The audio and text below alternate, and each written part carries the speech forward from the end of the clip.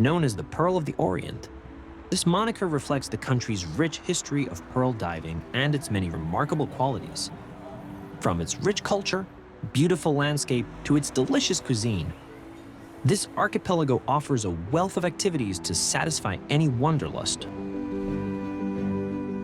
Located between the South China Sea and the Pacific Ocean, it is where adventure meets paradise. The Philippines consists of 7,641 islands and is home to approximately 116 million people. Its primary exports include semiconductors, electronic products, transportation equipment, coconut oil, and fruits. However, the country's most notable export is arguably its workforce, with about 10% of the population working abroad and collectively earning over $12.8 billion annually. It's recognized as one of the tiger cub economies alongside Indonesia, Malaysia, Vietnam, and Thailand. This term refers to Southeast Asian nations experiencing rapid economic growth and industrialization marked by a rising middle class, expanding supply chains, and thriving online commerce. Manila, the capital, is a vibrant metropolis known for its rich history and modern attractions. With a population of 1.78 million, it is the second most populous city in the Philippines, but holds the distinction of being the most densely populated city in the world, with 111,000 people per square mile. From the historic Intramuros to the modern Makati skyline, Manila seamlessly blends the old with the new. Just 11 kilometers or 7 miles north of Manila lies Quezon, the country's largest city, home to approximately 3 million residents. Popular destinations across the Philippines include the breathtaking chocolate hills of Bohol, the paradise-like landscapes of Palawan, the white sandy beaches of Boracay, the iconic giant Mayon Volcano in Bicol, the lush jungle island of Siquijor, and the serene lagoons of Siargao. While these popular destinations are great to visit and easily accessible, there is an abundance of stunning, lesser-known landscapes that are equally worth exploring. The Philippines is home to hundreds of languages and dialects, with Tagalog and English serving as the official languages.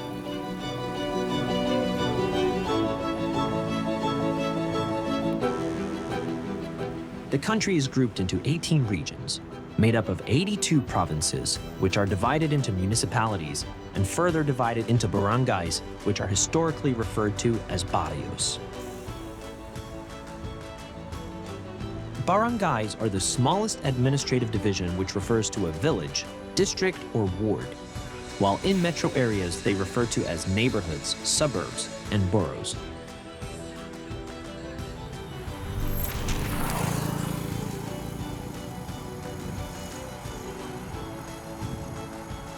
Being an archipelago, transportation in the Philippines plays a crucial role in planning and budgeting, often becoming quite complex and expensive. Unlike countries with a vast landmass that make travel by road more straightforward, getting around the Philippines typically requires flying or taking a ferry to reach different regions of the country. This can take up an entire day of travel, which is not very appealing, as much of your time is spent at airports, on planes, or aboard ships, leaving you with fewer days to enjoy your intended destinations.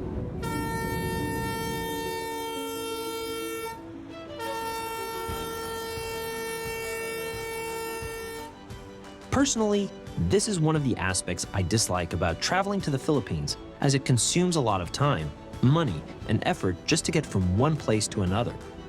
When planning your trip, it's important to factor in those travel days, as transit time can significantly impact your overall itinerary. Furthermore, most flights transit through Manila or Cebu before reaching your final destination, adding extra travel time, along with the frequent delays that are common. These delays are especially magnified during the typhoon season. I would recommend visiting 2 to 3 destinations in the Philippines over the span of a month, if flying is required. One useful tip when booking your flight to the Philippines is to avoid scheduling your next flight on the same day you arrive in Manila. It's best to stay overnight in Manila and catch your next flight the following day. The international and domestic terminals are quite far from each other, and the airport can be inefficient with security, customs, and luggage pickup. To avoid unnecessary stress, it's worth taking the extra time to rest and travel the next day. I would also recommend booking flights early in the morning when the airport is least busy, as this can help you avoid long lines and delays.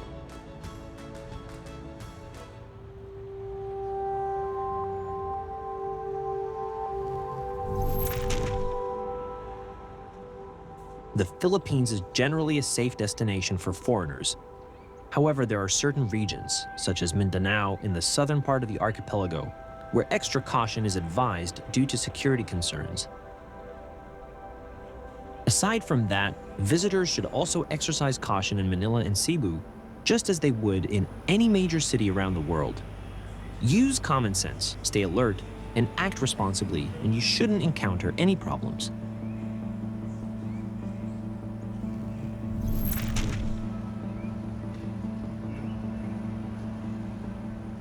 While the Philippines is relatively cheap to visit if you're coming from the States or Europe, the value that you get doesn't go as far as you might think.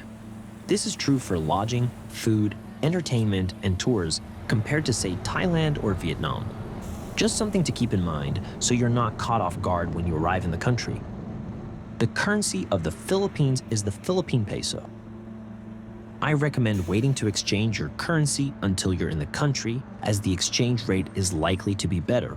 ATMs are commonly found in cities, but they can be harder to locate in rural areas, even if they are popular destinations. It's a good idea to carry extra cash when leaving the city. They have a 10,000 pesos withdrawal limit with a 250 peso fee per transaction.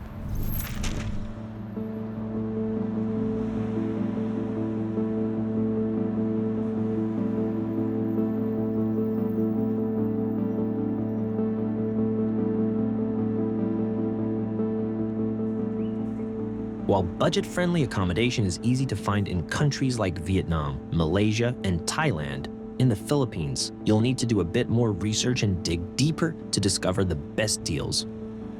Resorts are a popular type of accommodation across the country, especially in popular destinations, which often drives up prices since they tend to be quite expensive. Additionally, some properties are labeled as resorts in name only. They're essentially just hotels, but use the term resort to justify higher rates.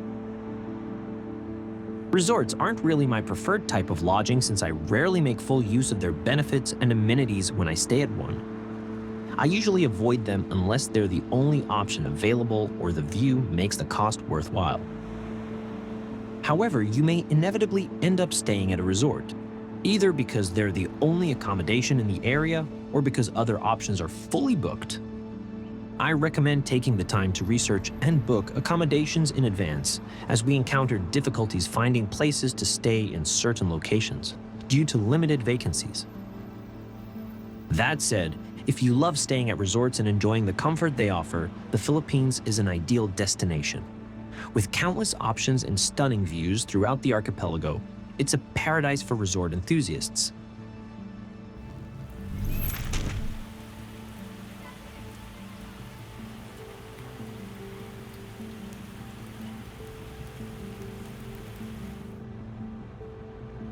The Philippines has a tropical and maritime climate, so you can expect relatively high temperatures, high humidity, and abundant rainfall across the country. The climate is divided into two main seasons: the rainy season, which lasts from June to November, and the dry season from December to May, with transitional periods in between. However, being in the tropics, occasional heavy showers can still occur even during the dry season. The best time to visit the Philippines is generally from November to April, when temperatures are most comfortable. However, with the country spanning over 116,000 square miles, weather conditions can vary significantly by region throughout the year. It's best to check the weather in the region you're visiting for the specific time of year you're there.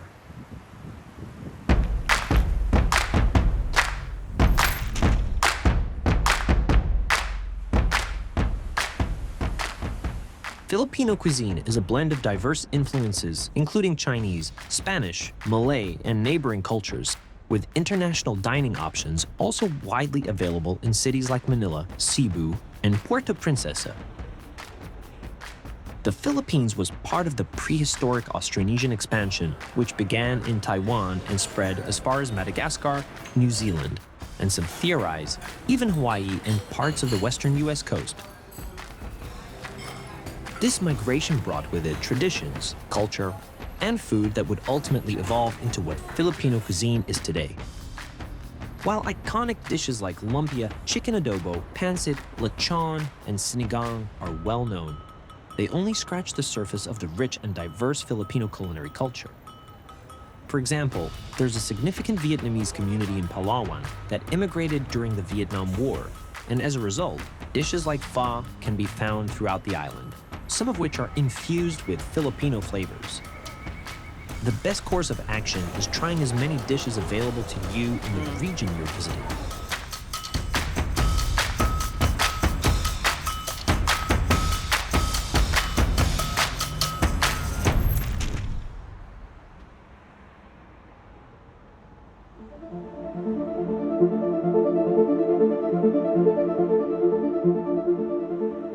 A few essential things to bring on your trip are beachwear, sunglasses, a hat, and sunscreen. As an American citizen, you don't need a visa to visit the country, but be sure your passport is valid for 6 months. It's recommended to get the typhoid vaccine before you leave, and it's also a good idea to bring malaria pills.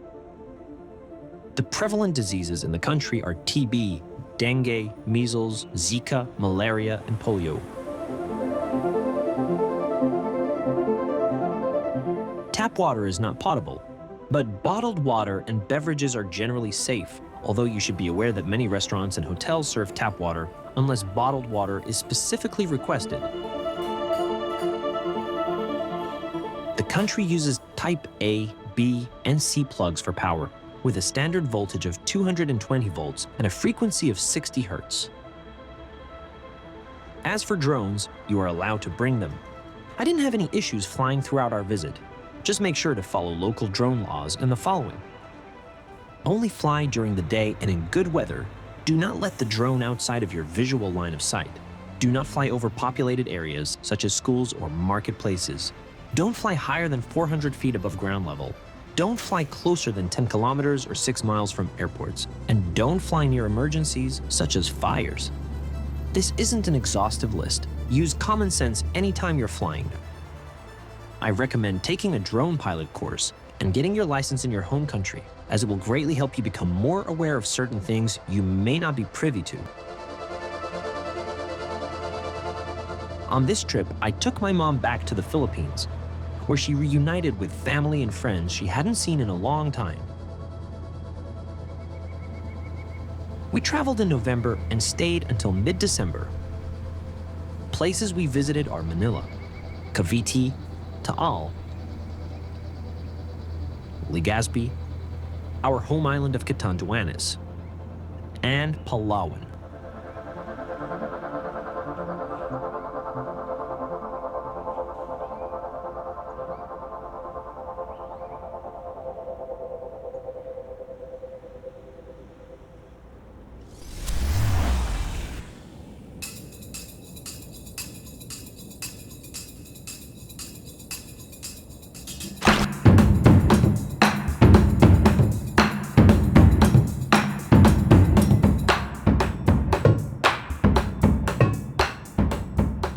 Taal is a gem in the Philippines located 100 kilometers south of Manila.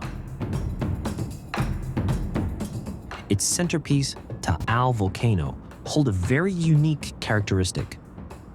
Inside the crater lies a small island, which is actually the peak of the volcano's cinder cone. This creates a unique phenomenon, an island within a lake, on an island within a lake, on an island.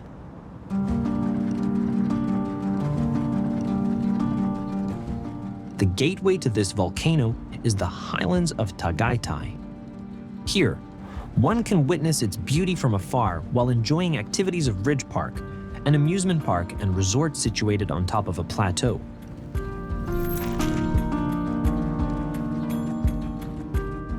Most of the Airbnbs and hotels are located in Taytay, Airbnbs are priced around $20 to $70 a night for an entire property, while hotels range from $15 to $200 for a room.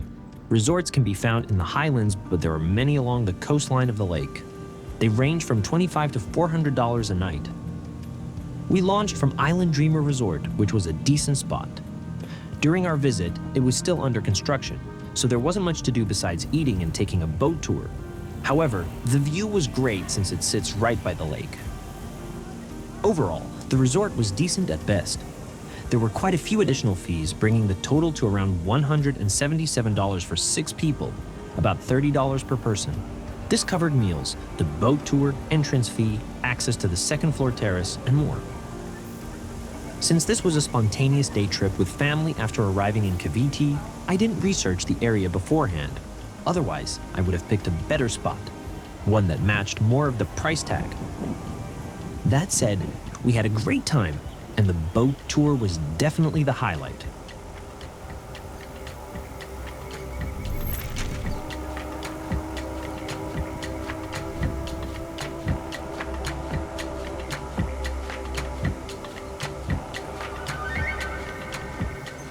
After our meal, we boarded a boat and set off around the lake. We encountered some rough waters at the beginning and end of the trip, which left us completely drenched.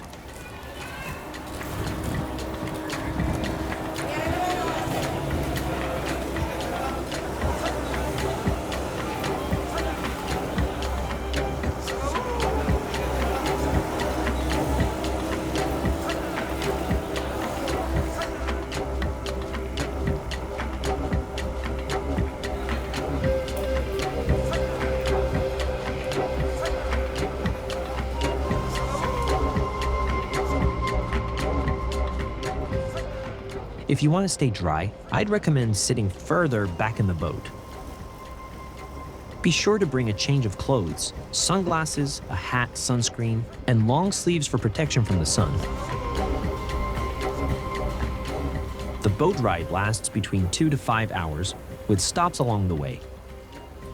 If volcanic activity allows, you can visit Volcano Island, hike up to the crater, or go horseback riding to enjoy a breathtaking panoramic view of the volcano's heart. Horseback riding to the summit was at the top of my to-do list, so it was disappointing that the island was off limits due to volcanic activity. But if you're planning on visiting this place, that is my number 2 recommendation, right behind this boat tour.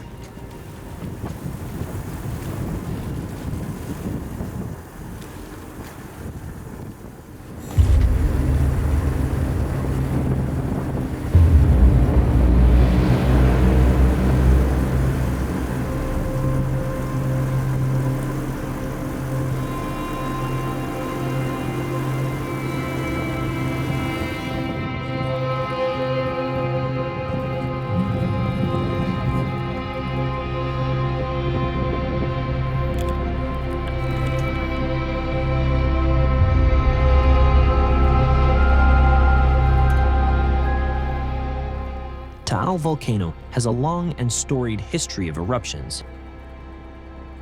Its activity dates back to prehistoric times, with major eruptions recorded in 1754, 1911, 1965, and 2020.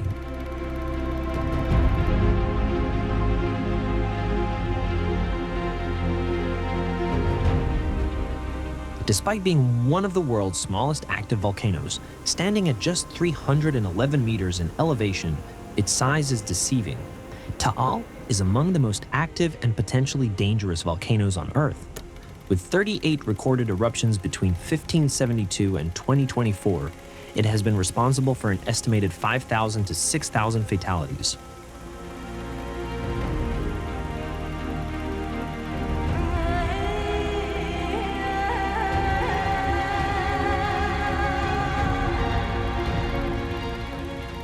Due to its active nature, Taal volcano is closely monitored by the Philippine Institute of Volcanology and Seismology. Advanced monitoring techniques and early warning systems help safeguard residents and visitors. While its activity remains unpredictable, the vigilance of scientists and authorities plays a crucial role in mitigating risks.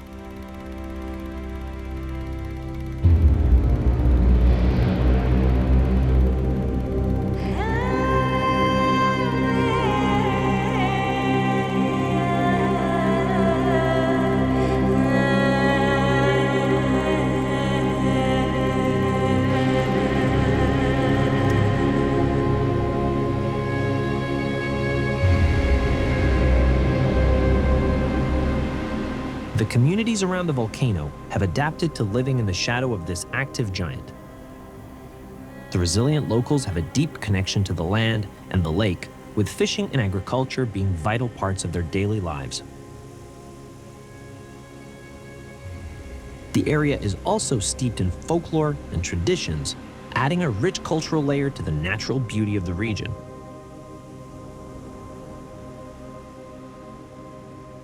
Taal volcano is a testament to the dynamic and ever-changing nature of our planet.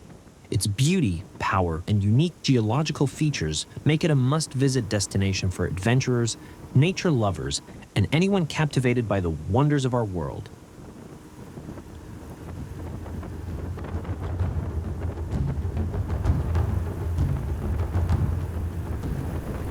A Taal adventure should start with a boat ride around the lake, immersing you in the stunning landscape while feeling the imposing presence of this small yet powerful giant that demands respect.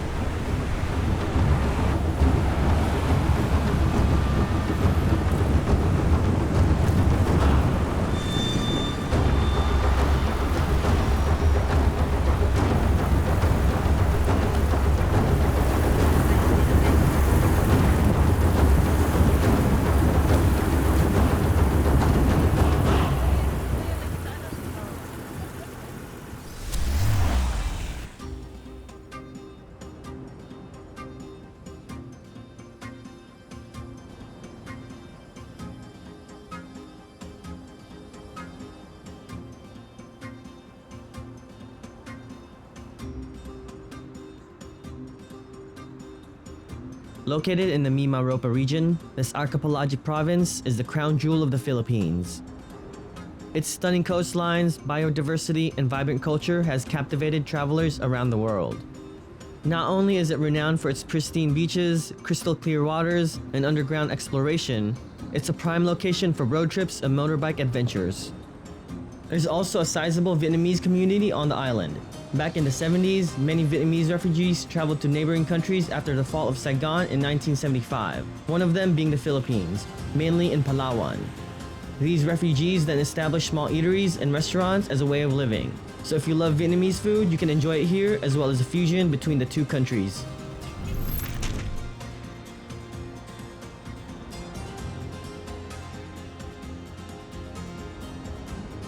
If you're planning to visit this island, motorbiking or driving is the way to go.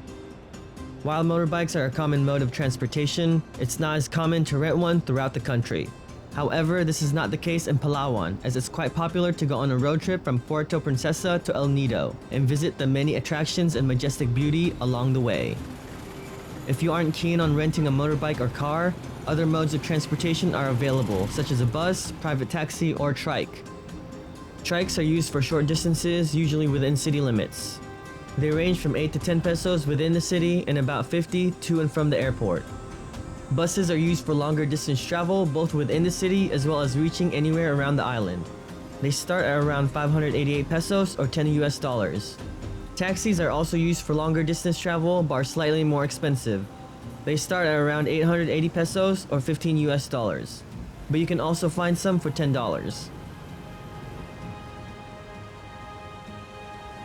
Car rentals start as low as 1,400 pesos a day for a sedan, 1,600 for a van, and 2,000 for an SUV or a truck. All you really need is a sedan if you don't plan on going off-road. But I would recommend an SUV that's a 4x4 just in case you change your mind. The rental place I use and recommend is Plong Car Rentals. They have great customer service, free delivery, we're friendly with no hassle. For more information, you can visit their website at palawanselfdrivingcarrental.com. For motorbike rentals, scooters that have 110 cc's start at around 450 pesos a day, a 125cc at 550, a 150 at 700, and 450s at around 2,900 pesos. The motorbike rental place I recommend is Palawan Days or Ezra's Motorbike and Car Rental. I would also recommend getting insurance throughout your rental period. As I mentioned, I rented from Plong's. The car I got is a Suzuki Jimny. This thing was pretty awesome. As soon as I saw it, I knew I had to drive it. I didn't even know these cars existed until I started doing research.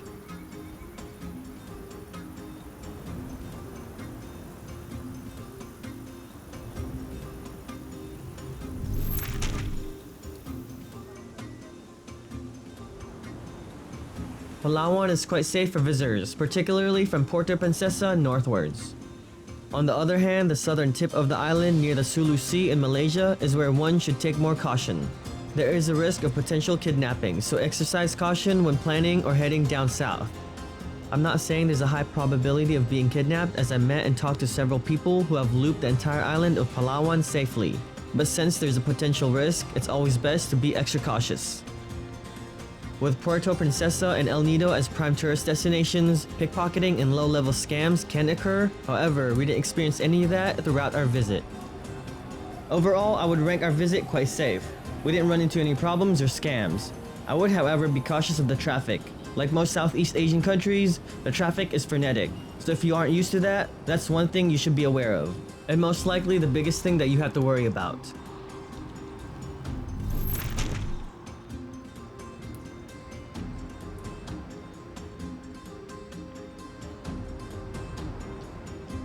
The island has a tropical climate with two distinct seasons. The dry season, which runs from November to May, and the wet season from June to October. The dry season is perfect for outdoor activities with clear skies and little rain. Temperatures range from 24 to 32 degrees Celsius or 75 to 90 degrees Fahrenheit. The pros for visiting during this time is you can relax at the beach, dive, snorkel, and explore the island with little worry of rain or a monsoon interrupting your plans.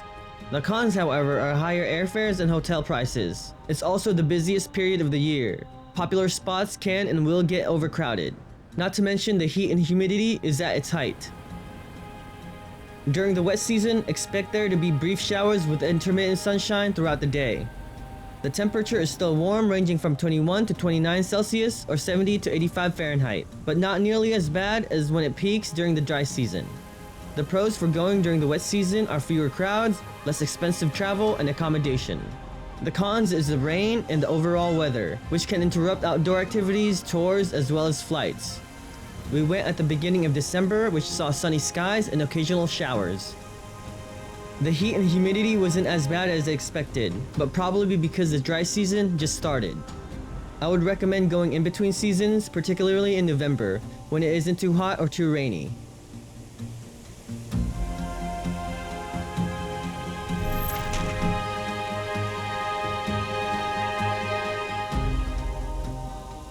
There's several options for accommodation throughout the island, especially in Puerto Princesa and El Nido.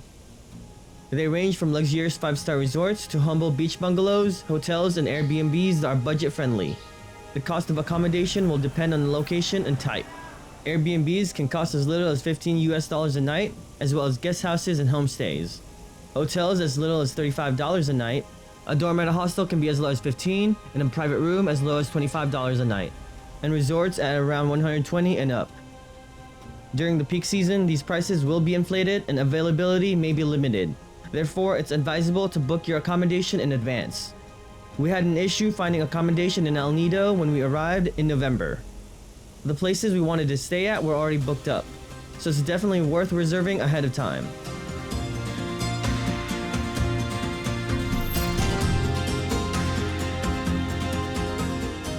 Getting here will depend where you're at on the island. If you're flying to the Philippines and going straight to Palawan, you can either fly to Puerto Princesa or El Nido from Manila.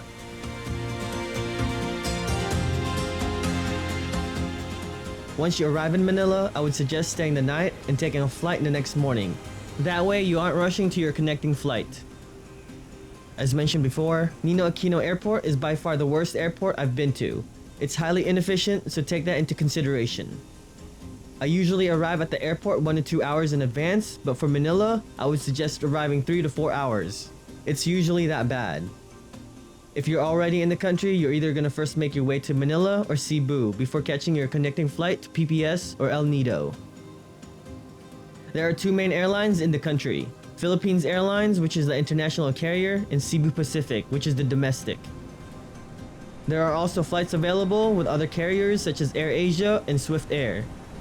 Flights can be as low as $120 one way, and it takes about an hour and a half from Manila or an hour and 45 minutes from Cebu.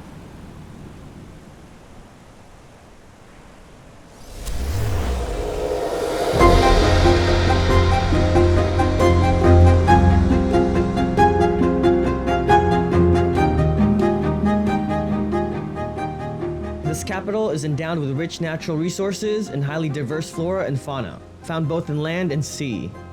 With a population over 300,000, it's a highly urbanized city in the Mimaropa region of the Philippines. However, the city has the largest forest cover in the country and boasts one of the healthiest coral reef, which makes it an eco-tourist paradise of choice. It's where urban and nature coexist in a balanced relationship. The municipality is best known for its impressive cave system, hidden coves, and crystal clear lagoons.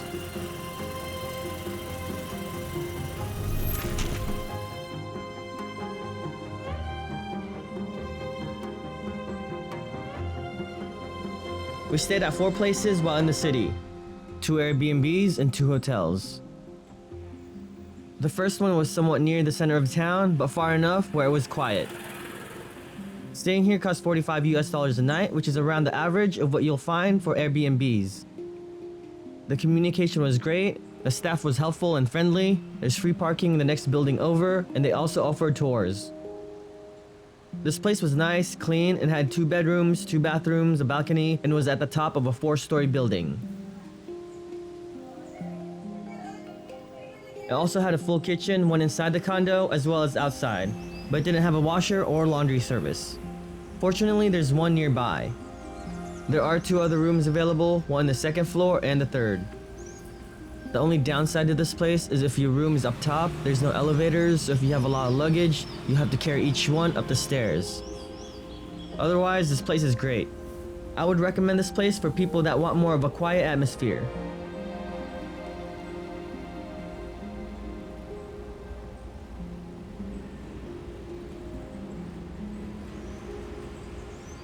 The second Airbnb we stayed at was in the center of town, right off the main road, which is great for walking to nearby places and sightseeing.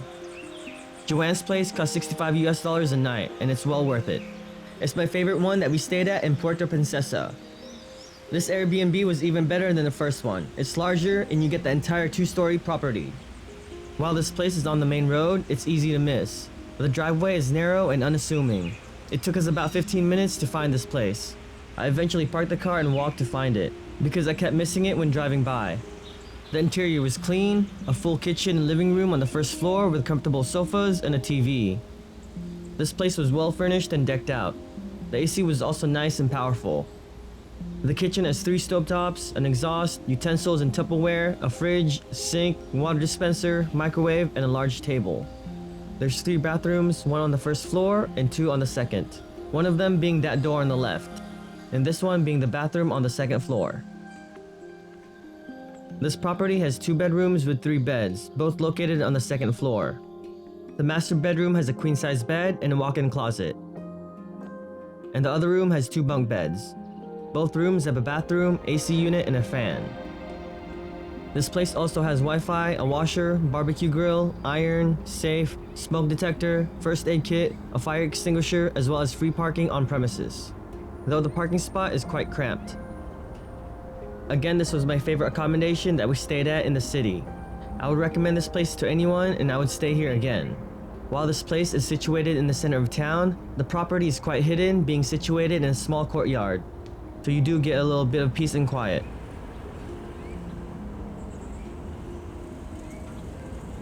This next place we stayed at was my least favorite. The overall property itself looked great and had a traditional theme. They also have a bar and restaurant on the quad. The room we stayed at was on the 2nd floor. It had 2 beds and a bathroom, but it was small and cramped. The room was made out of bamboo and hut material that felt like it's seen better days. The reason we stayed here was because we decided to stay an extra night in the city, and this was a place that we ran into while driving.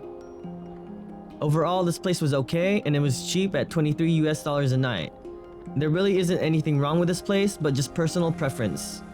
So if you're looking for a place to stay last minute and that's cheap and close by to the old market and the Baywalk, this is a good option. Our last accommodation was Canvas Hotel. This place was nice, the building looked new, the interior layout and design was clean and spacious. The staff were also friendly and helpful. Many of the walls are heavily painted with works of art.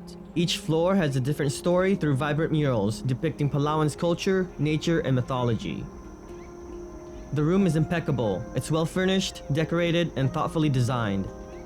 It comes with a TV, office table, and charging station, as well as several outlets.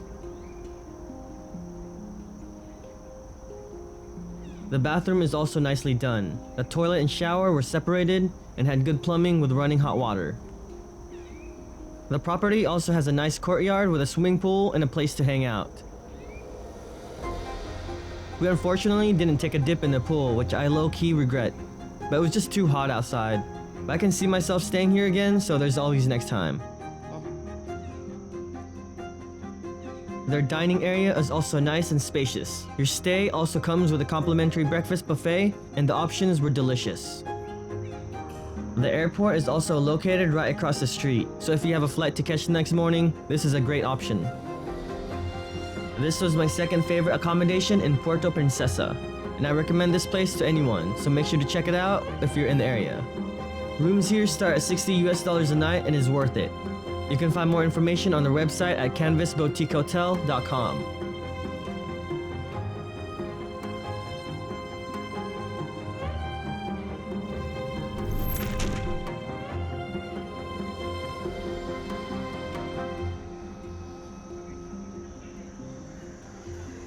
There are plenty of places to eat in Puerto Princesa. Palawan is known for its seafood, so if you're a seafood lover, this is a place for you.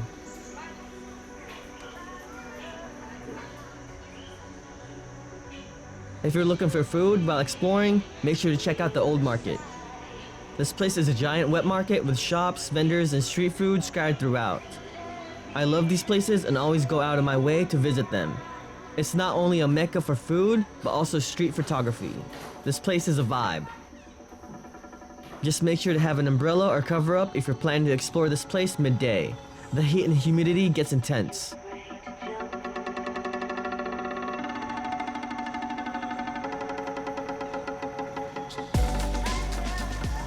The two restaurants I recommend is Calolbon, which features traditional dishes from the Philippines and Palawan. It also has a nice atmosphere with great ambience and friendly staff. They're also open late and close at 11 p.m.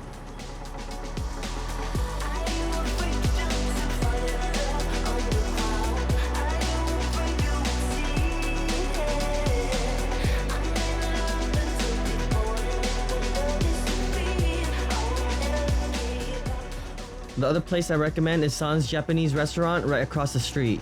The sushi and ramen here was amazing. So if you like sushi, this is the place to go. The ambience is also great and the property is spacious. Dining is outdoors with plenty of shade. We ordered 4 rolls and ramen, and they were all delicious. And both places accept credit cards. All in all, 5 out of 5 stars for both restaurants.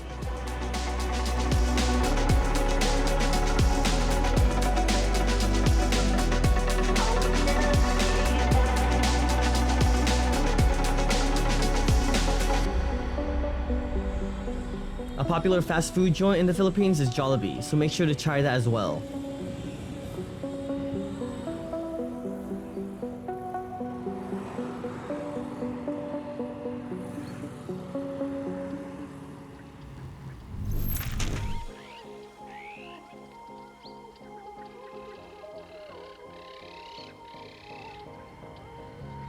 While Puerto Princesa isn't necessarily a place one thinks of when thinking of picturesque landscapes and paradise, Honda Bay sure fits the description. Unlike Sabang, which takes a full day to visit, Honda Bay is only a 30-minute drive from the center of town. And if you aren't driving, you can either take a trike or a jeepney. A trike costs about 700 pesos round trip and about 50 on a jeepney one way. Here you can island hop to several within the bay. The tour office is this blue building. There are different packages available. The one we chose took us to Pambado Reef, Luli Island, and Cowrie Island, which cost a total of 2,400 pesos or $40 US. Before heading out, a few things to bring with you are sunscreen, hat, sunglasses, swim attire, a change of clothes, as well as towels and water. I would also bring extra cash with you for activities they offer on the island. There are stores nearby the dock where you can buy all these items, but the prices are much higher compared to if you bought them at a grocery store. We first made our way to Pambado Reef, which took about 15 minutes to reach the platform. Here you can snorkel and see some of the marine life. Unfortunately, I lost the footage of me snorkeling. This reef was pretty nice, but I didn't see much marine life during my visit. The water wasn't that calm, so that might have been the reason. After snorkeling for about 30 minutes, we then headed to our next destination of Luli Island.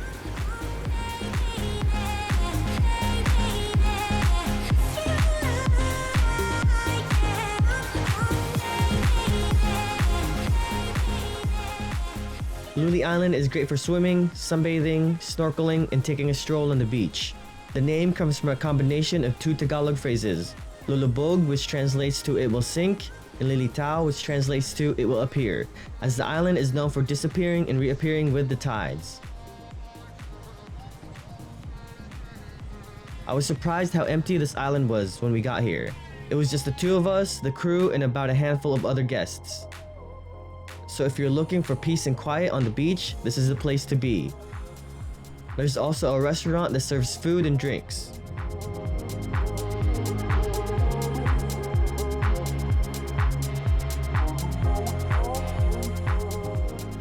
After spending about 30 to 45 minutes here and taking a quick dip on the water, we hopped back on our boat and made our way to Cowrie Island.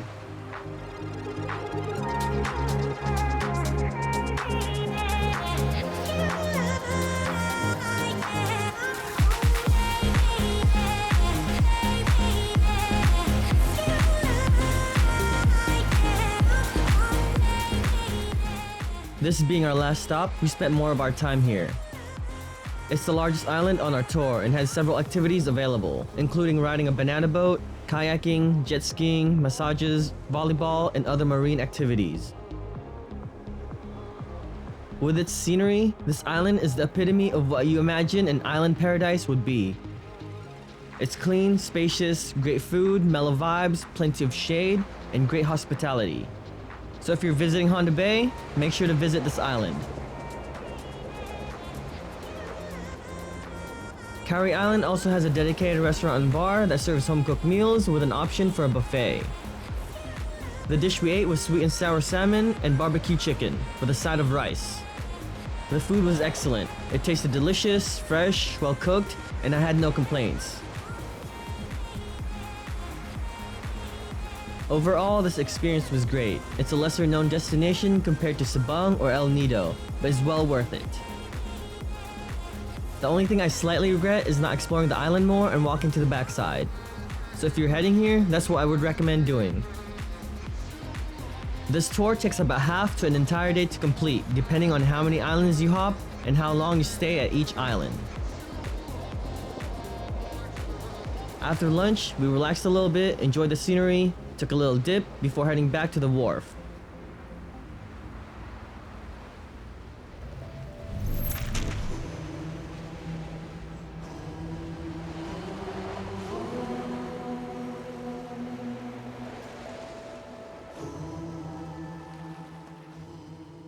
Sabang is a tiny village on the west coast of the island, about 75 kilometers away or about 47 miles from Puerto Princesa. It's about a 2-hour drive by bus, which costs about 50 to 150 pesos, or a private taxi which costs about 8,000, which is around 140 US dollars. It took us about 5 hours to drive, with stops and sightseeing along the way.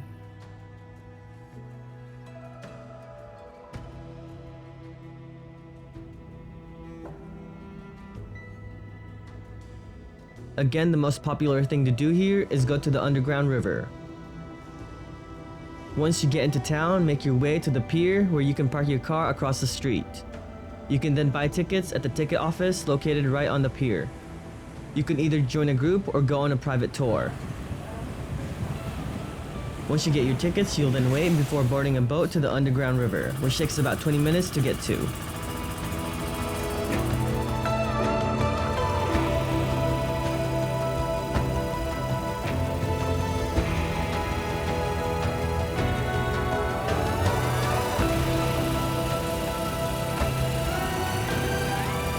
Once you reach this place, you'll then disembark and trek a short distance away to board a kayak.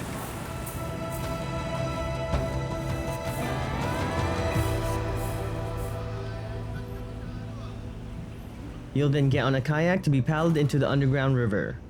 This cave was larger than I expected. The stalagmite and stalactite formations are amazing to witness. And even more amazing when you realize it took millions of years to look how it looks today.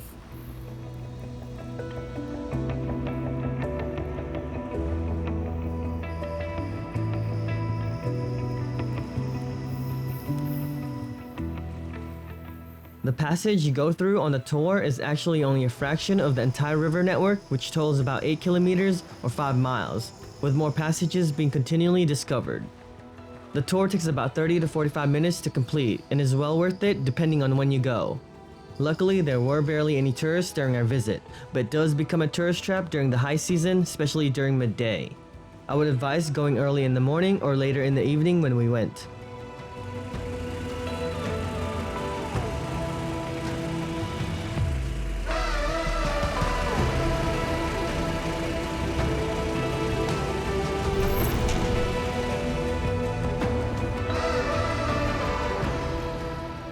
There are a few Airbnbs in the area that start around $28, but most accommodation you'll find here are hotels and resorts that start at around $60 for a decent place. This beachfront resort is 4 Points by Sheraton. Rooms here start at $100 a night.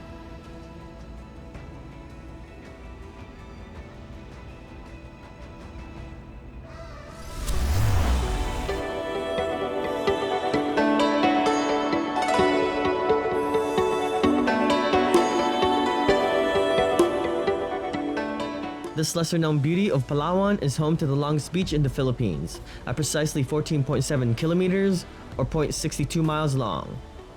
Long Beach is said to be even longer than Boracay's famous White Beach. Like most of the island, San Vicente offers a laid-back attitude, ideal for travelers who want to lounge on the beach for hours.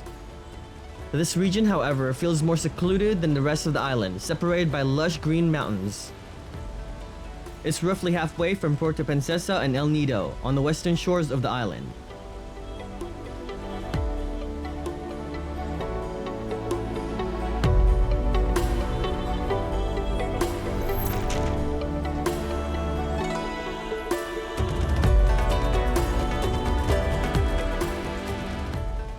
Lodging here are mostly made up of luxury resorts, but there are a few budget-friendly accommodations one can find. We didn't arrive here until later in the evening, and the cell service wasn't that great, which made finding a place to stay more complicated. We basically drove around and checked out a few places. Some of them were still under construction, like this one. This place was charging $400 a night for an unfinished resort, which was ridiculous. We did find a place to stay at Club Agutaya, which cost around $130 a night. The whole property was amazing. It's surrounded by palm trees, it has a swimming pool in the back, a garden, and beach access.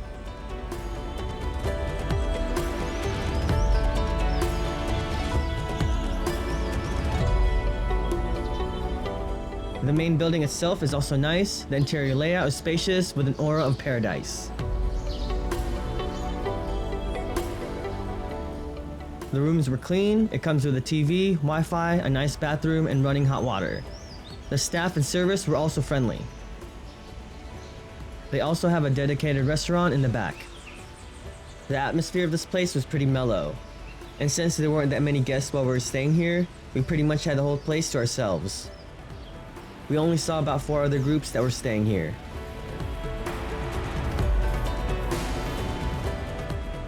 They also have a fair amount of food options to choose from. The dish we had were fish tacos, fried spring rolls, pork tocino, fried fish and eggs, as well as halo-halo. Everything we had was delicious, savory, and was prepped fresh. All of this cost us a total of 1,800 pesos, which is around $31. So everything here is fairly priced compared to the prices at home. But since this is a resort, the prices are higher compared to a standalone restaurant and food joints you'll find in the area.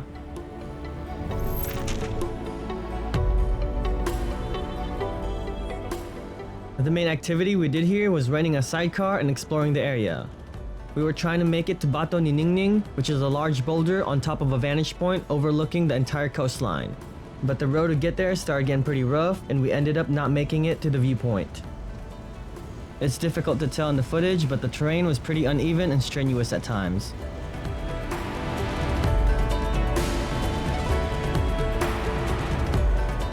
In hindsight, this is one of the things I regret not following through.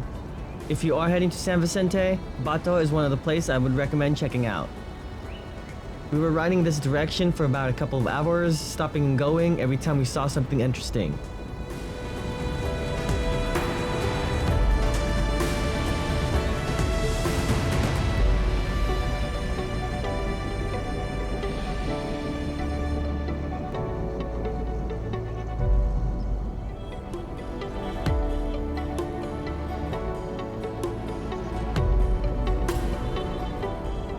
Once we got back to Long Beach, we then found an access point where we can take the sidecar on the beach without getting stuck. Yeah, this was one of the highlights for me in San Vicente. I love riding on the beach, especially on a motorbike.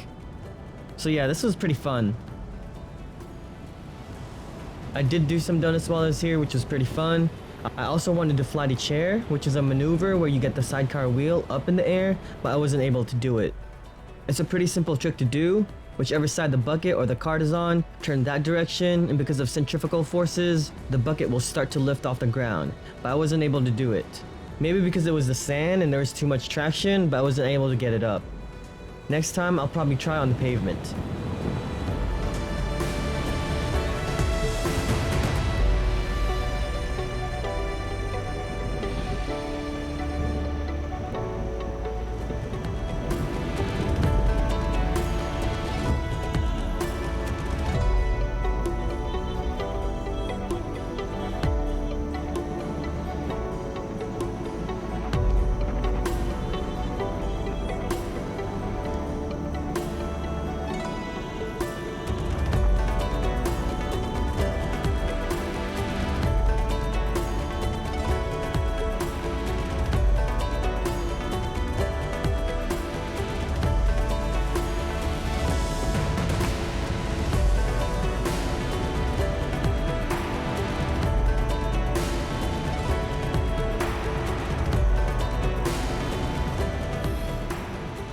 We rented the sidecar at the resort. You can rent them out for a half or a full day's ride.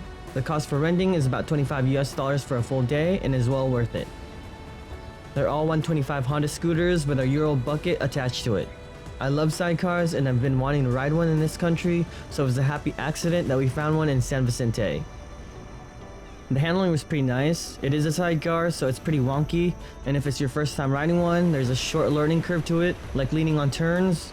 What surprised me though was the torque and power. For a 125 scooter, it was pretty beefy. But yeah, I love these things. I eventually want to get one, like a Euro or a BMW ADV, and convert it into a sidecar, and just ride around with my pup.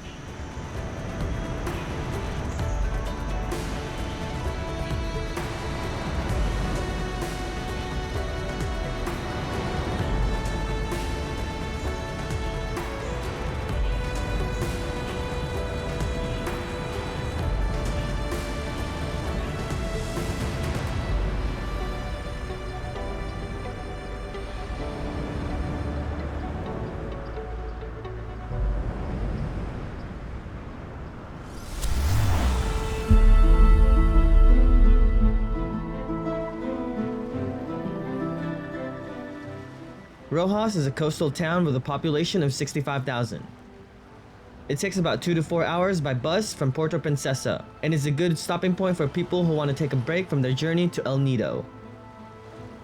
A few activities to do here is go island hopping, visit Umalat and Matalangao Falls, or witness the thousands of fruit bat fly over the city nearly every night. Aside from the activities I mentioned, there really isn't much to do here, but there are quite a few places to eat. So naturally, this is where we stopped to get food. We found this Vietnamese restaurant that you should check out. The food here is pretty good. We got shrimp pancit and pork tocino, as well as a mango smoothie and coffee. After getting lunch, we stopped at a bakery, then we explored a little bit of the town before we made our way to our next point.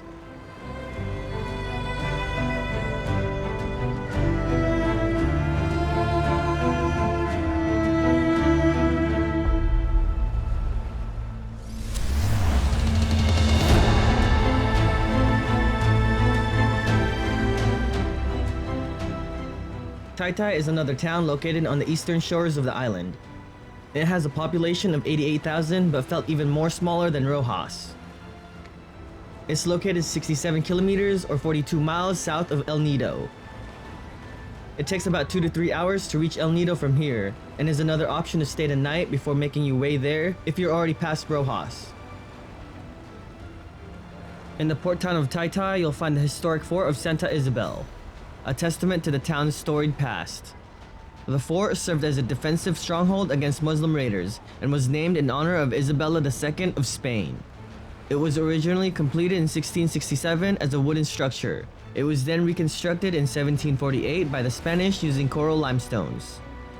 The entrance fee is 80 peso and is only 10 minutes away from the main road, so it's definitely worth checking out.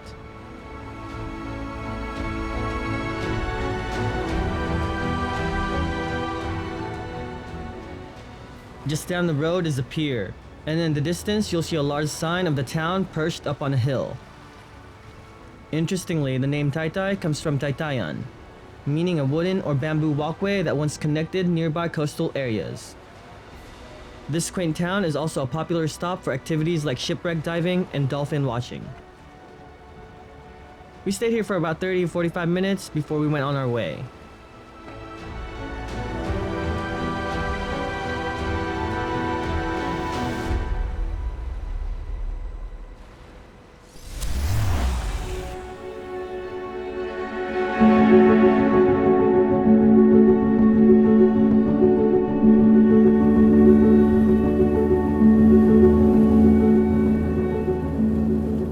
With its limestone islands, breathtaking cliffs, pristine beaches, and a charming small town vibe, it's no surprise that this region of the island attracts 500,000 visitors each year.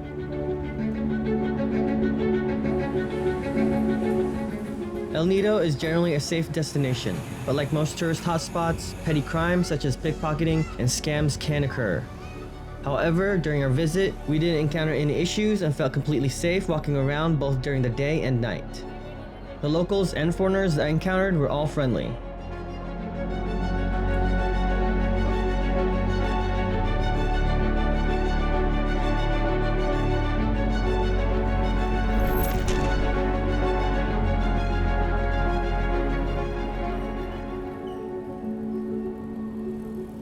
This small coastal town is located north of the island and takes about a full day's ride non-stop from Puerto Princesa.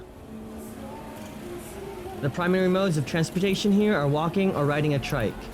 If you're driving, note that cars are not allowed in most parts of the town proper, and roadside parking is prohibited. However, a few parking lots are available if your accommodation is within town. If these lots are full, you'll need to park just outside town limits. In addition to driving or motorbiking, you can reach the area by bus or private taxi. Alternatively, you can fly directly into El Nido and work your way down to Puerto Princesa.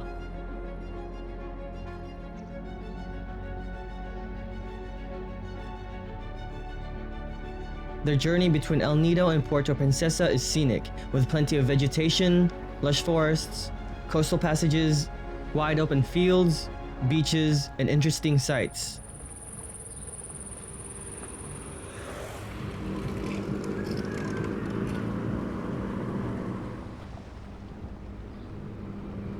There were several constructions we passed along the way, but nothing too bad. There's virtually no traffic.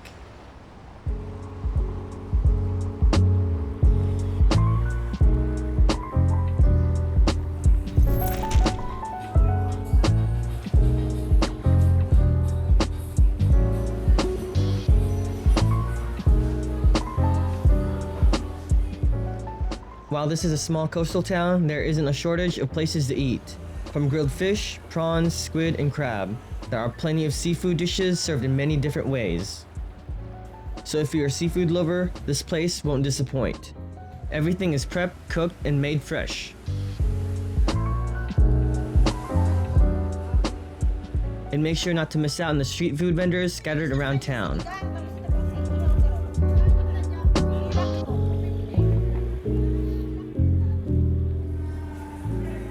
These two were my favorite restaurants to go to, Sagwan Restobar and C. Jane Restobar. Their food was bomb and delicious through and through. but you can't really go wrong at any of these restaurants. All the ones we tried were delicious.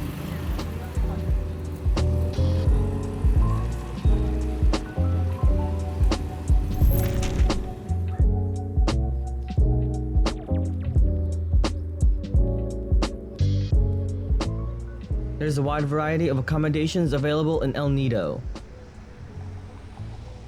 El Nido's high-end resorts offer unparalleled experience with amazing views and hospitality. They start at around $600 a night. For mid-level hotels, you can find a decent one for as low as $100. For budget adventurers and travelers on a shoestring budget, hostels and guest houses are an option. Dorms start around $15, while private rooms start at $30 a night. Airbnbs are also available and start around $120 a night. No matter your budget and travel style, El Nido offers a wide variety of lodging. The most important thing to remember is to book and book early, especially during the high season. We decided to take our chances and not reserve a place until we got there, but we found it difficult to find a room since most of the places were full. Fortunately, we found one right on the beach.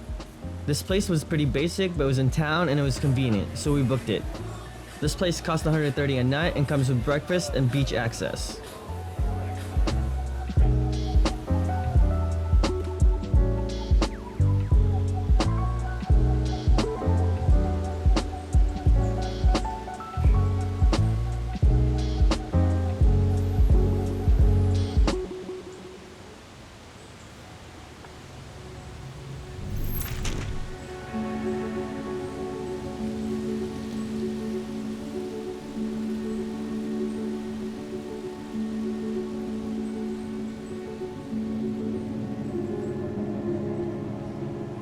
While the town proper offers activities like visiting bars, clubs, trying local food, and shopping, the main draw of El Nido lies beyond its borders, primarily in island hopping adventures.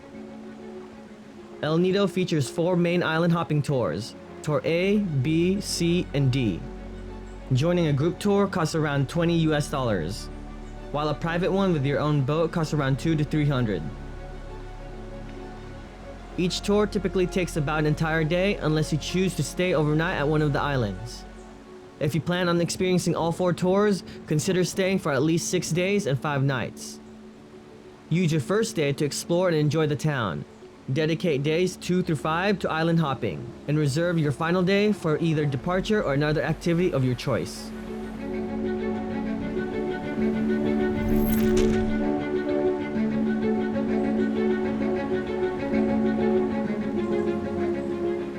The most popular island hopping tours are A and C, but that doesn't mean tours B and D lack charm and unique experiences. Initially, I planned to skip tours A and C entirely, thinking B and D would be less crowded. However, after speaking with a local tour operator, they convinced me to try Tour A. Their advice: rent a private boat and depart early in the morning to avoid the rush of tourists. I followed their recommendation and it turned out to be one of the best decisions.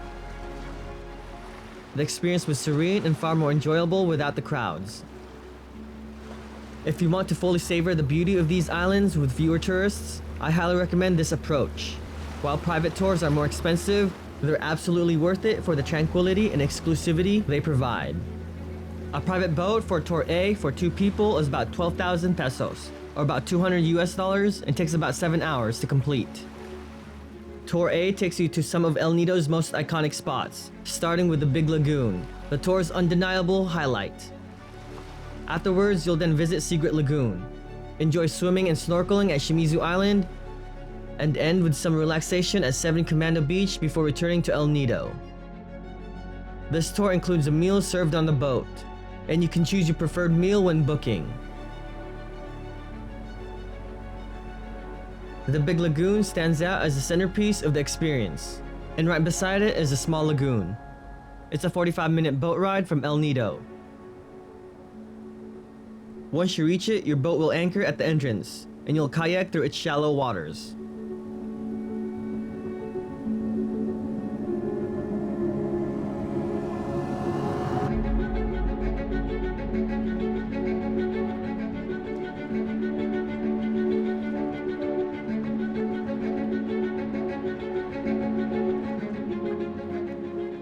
There were a few boats anchored near the entrance, but only a handful of tourists, making it even more enjoyable. By the time we left, larger crowds began to arrive.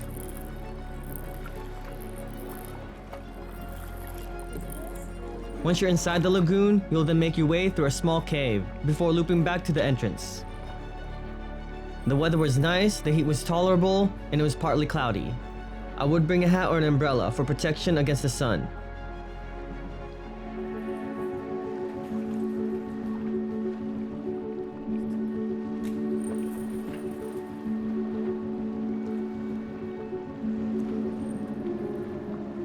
When we got back to the shallow part, we spent a little bit of time here enjoying the scenery. This place is just incredible, and the water was pretty warm for swimming. The formation of this entire place with its clear waters and limestone is just incredible.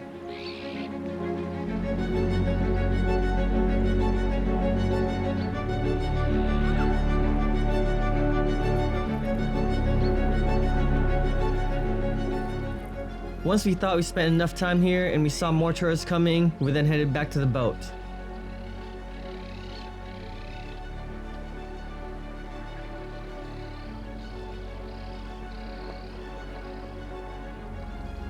Our second stop is Secret Lagoon, about 30 minutes away.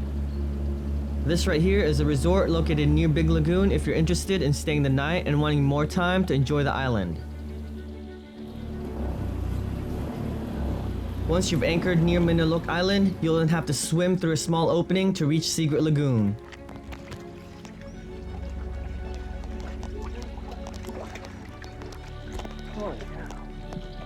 This place is pretty small. Luckily, there weren't that many people inside. This place was alright, but not really impressive after going to the Big Lagoon. Still worth checking out though, since you're already here. After spending about 20 minutes here, we then proceeded to Shimizu Island.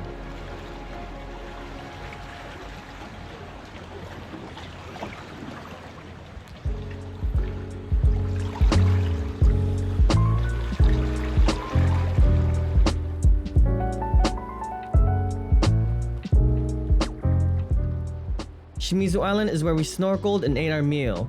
We spent about an hour here just relaxing and enjoying the scenery.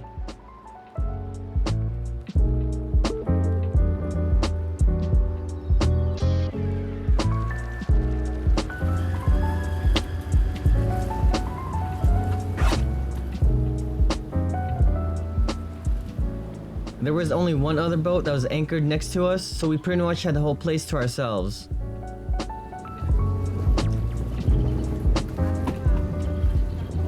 There's a reef here you can explore, which was nice, but unfortunately I didn't see any sea turtles. Just make sure not to walk on the reef because they're pretty fragile and you're gonna have a bad time. These corals will cut through skin like butter.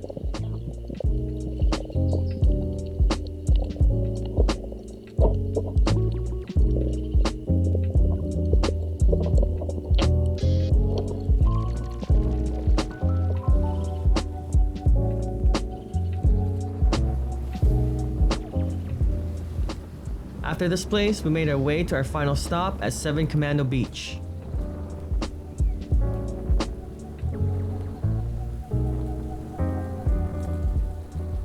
This picturesque beach is perfect for swimming and unwinding. We stayed here for another 30 to 45 minutes, relaxing and getting a few drinks. This place is nice to decompress and just chill out after the tour, and there's plenty of shade. For those interested, there's a resort on the island where you can stay overnight. Overall, this tour was excellent and I would recommend this to anyone. Just make sure to get a private boat so you aren't stuck in a tourist trap. It was great avoiding all the crowds going early.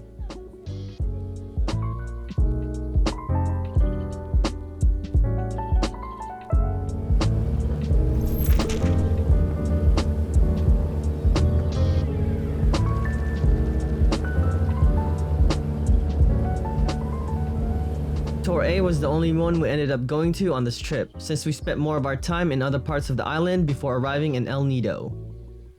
But here's some information of the other tours for people interested.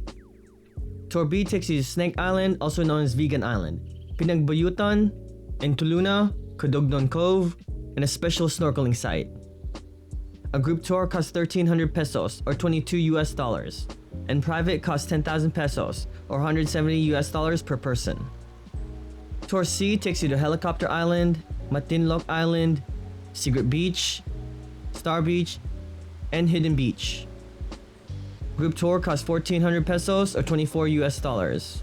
A private tour costs 10,500 pesos or 100 US dollars per person. Tour D takes you to different beaches. They include Ipil Beach, Cadlao Lagoon, Paradise Beach, Pasandigan Beach, and Bukal Beach.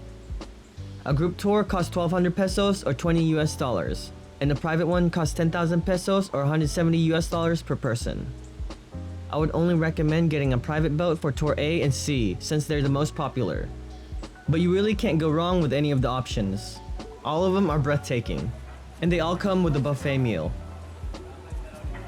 There's plenty of tour operators and companies to choose from, but this is the one we chose and they gave us a fair deal.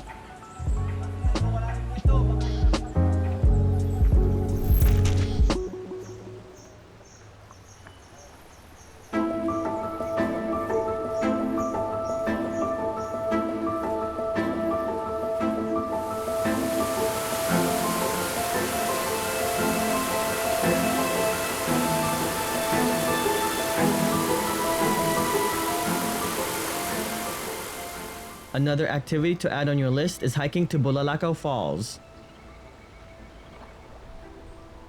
It's about a 20 to 35 minute drive from El Nido, and is a short detour on the way to Nacpan Beach. There's a 50 peso entrance fee, and another 200 for a guide to walk you to the cascade. This place is open from 8 AM to 5 PM.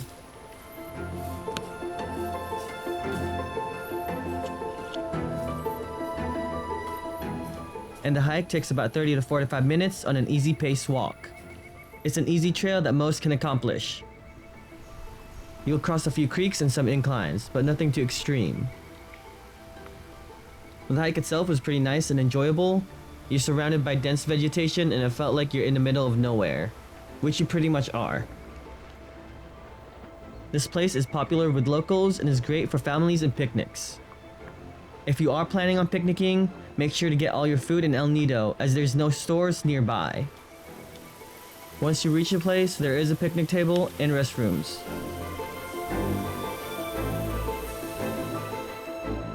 The falls is made up of 5 cascades which you can climb up and swim at each plateau.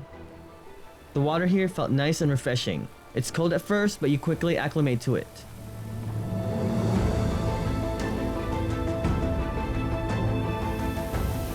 This was the only hike we did in the Philippines and is worth it. It was a bit humid, but you're completely shaded. And most of the people we came across were locals.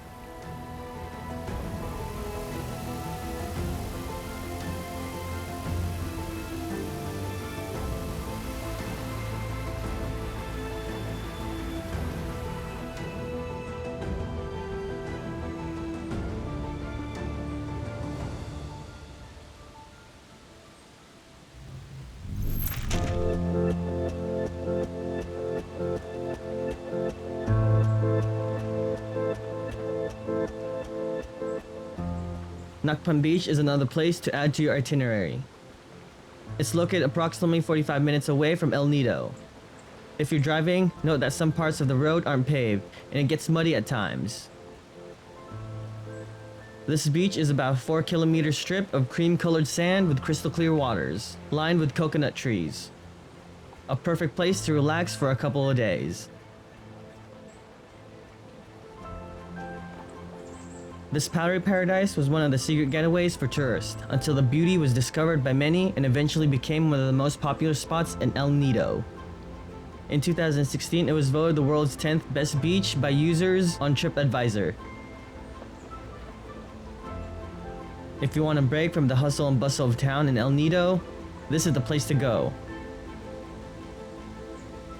During our visit, there was less people than I expected, which was quite a surprise because I expected more people being here, from everything I read and how popular it is.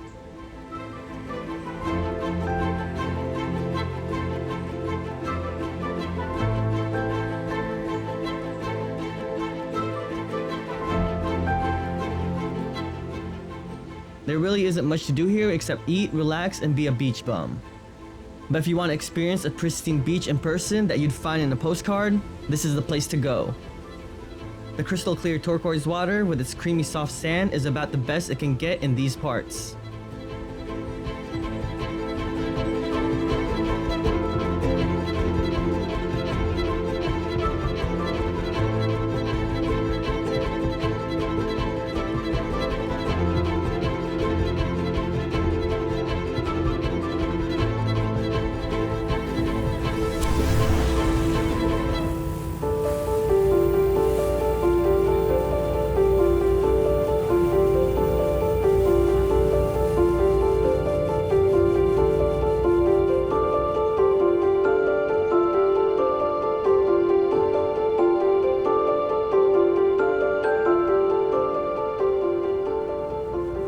The heart of the Bicol Region, Legazpi, is situated on the footsteps of the iconic, awe-inspiring Mayon Volcano. This vibrant city is the nucleus for adventure within its natural wonders.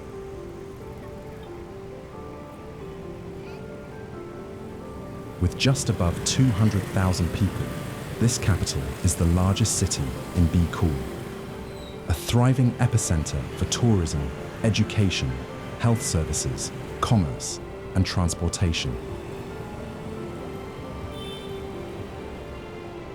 It was named after the conquistador Miguel López Legazpi, who officially annexed the Philippines to the Spanish Empire in 1565.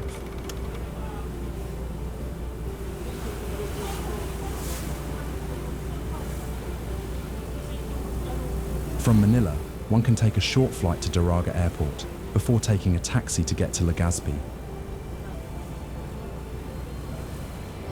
However, we were in San Andres, so our journey was quite different. We first took a 3-hour ferry from Calolbon to the port town of Tabaco.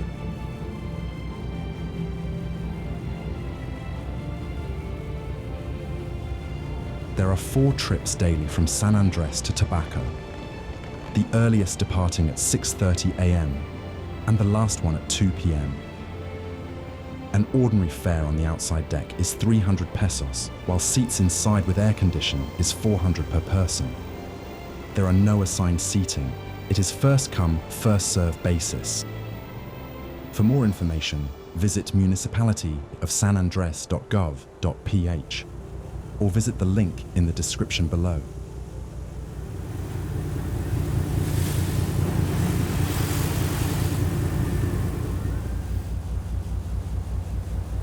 The ride was quite uneventful for the most part.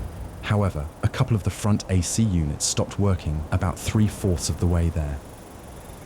It was warm at certain parts of the room, but luckily, there were still 2 large units working at the back.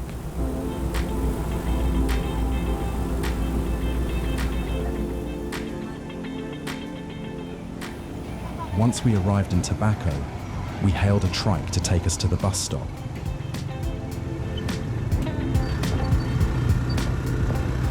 From there, we took an 1.5-hour bus ride to Legazpi before picking up our rental.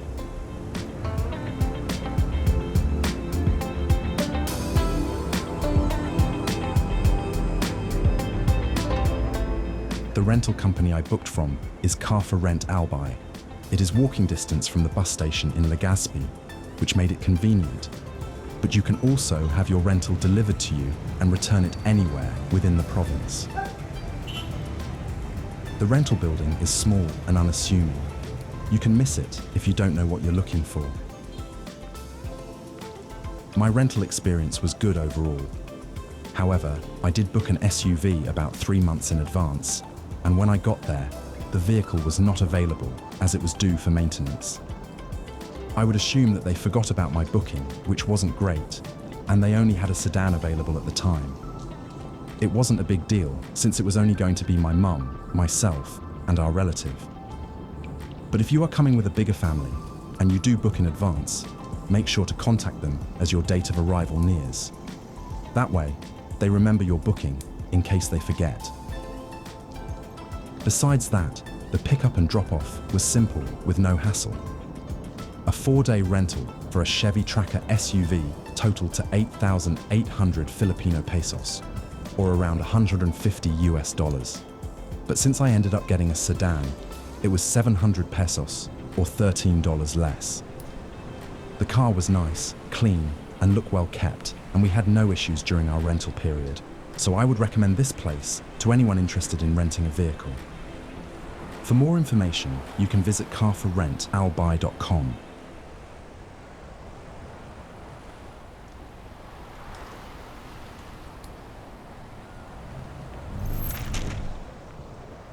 For lodging, I booked an Airbnb. This place was nice. It had 2 beds, plenty of room, a TV, and a refrigerator with snacks and drinks for an additional price. Our room was on the 2nd floor, but there is also a room with a balcony above us. I wanted to book that room so I can launch my drone, but unfortunately, it wasn't available during our visit. Rosemary's place cost $108 for 4 days, so expect to pay around that price more or less depending on the property. There are also hotels, motels, and resorts around the city.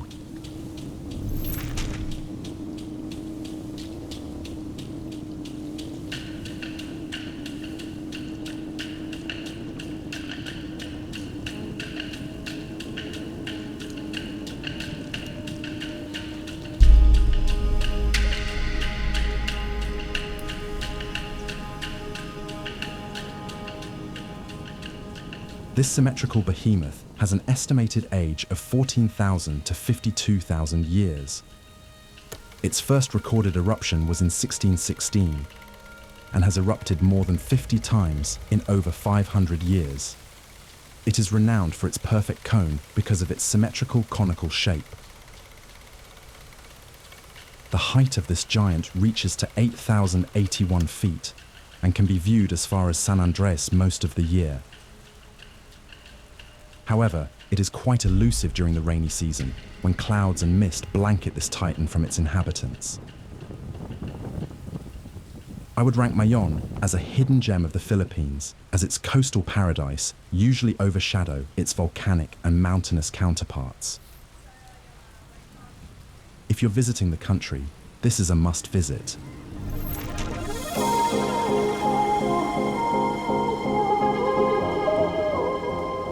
Because of its proximity to Mayon, hopping on an ATV and exploring through the volcanic landscape is a must experience. The drive takes you to rough trails through riverbeds, jungles, small villages, slopes, and hardened lava rocks from previous eruptions.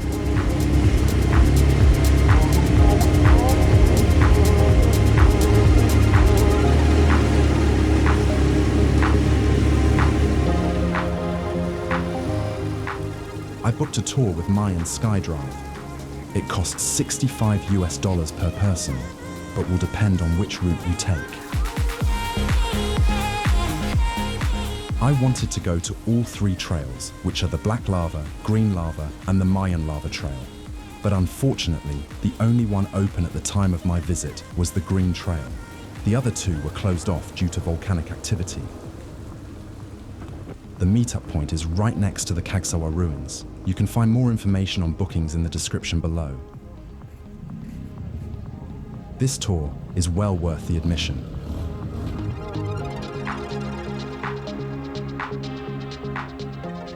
The Philippines doesn't just have coastal beaches and paradise, but also feature many breathtaking mountainous landscapes and scenery worth a visit.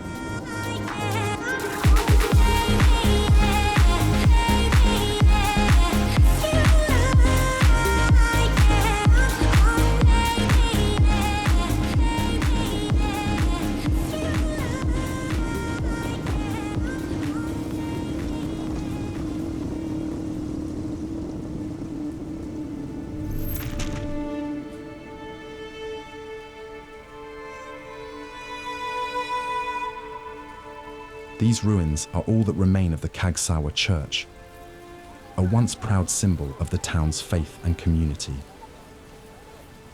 Built in 1724 by Franciscan friars, the church stood as a beacon of hope and worship for nearly a century. Up until February 1st, 1914, when Mayon Volcano erupted with unprecedented fury. Ash and lava spewed from its crater, engulfing the surrounding villages in a catastrophic display of nature's raw power. The eruption buried the town of Cagsawa under volcanic debris. The church, once a place of refuge for those seeking safety, became a tomb for many. Over 1,000 lives were lost in the disaster. Today, the Cagsawa ruins stand as a haunting testament to that tragic day. The belfry, partially buried in volcanic rock, is all that remains of the once majestic church. It is a symbol of both loss and survival, a reminder of the forces that shape our world. One can visit these ruins, enjoy the scenery, while trying some of the region's specialty dish. A monument of 2 chili peppers can be seen at a distance that symbolizes what Bicol is known for. So be sure to try its local delicacies that has this ingredient, such as Bicol Express. It's a bit spicy, but it was delicious and savory. While it is relatively safe to visit this titan of Bicol, it is however still an active volcano, and parts of it is restricted when activity intensifies. Entrance fees are 20 for adults, 15 for kids, and 30 pesos for parking.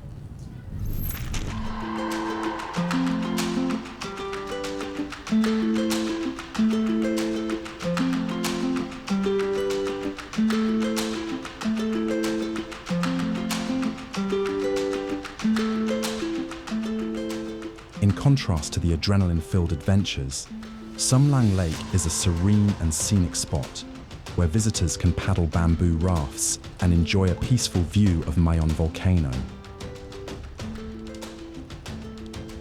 It's located in the municipality of Camalig, west of Legazpi, about 14 kilometers away.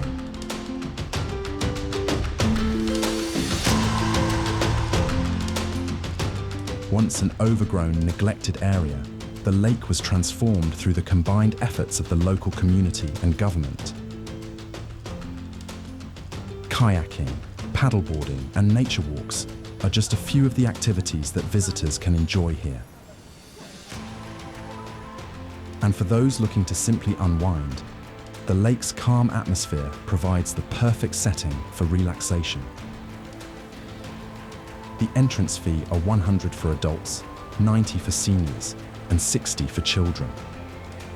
Parking is 10 for motorbikes and 20 for cars, with an environmental fee of 20 pesos. What was once an eyesore is now a thriving ecotourism destination, showcasing the natural beauty of the Bicol region. It's a popular spot for both foreigners and locals alike.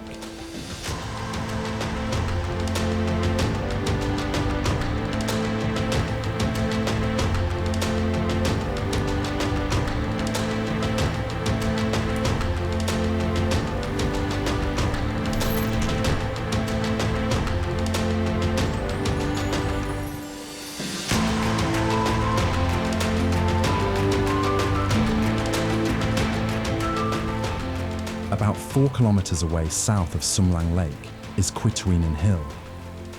This majestic viewpoint is an open space ranch ideal for picnics and campsites.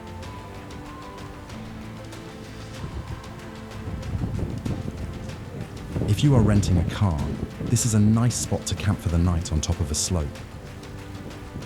Activities to do here are go on an ATV tour, horseback riding, hiking, and see some of the farm animals on the ranch.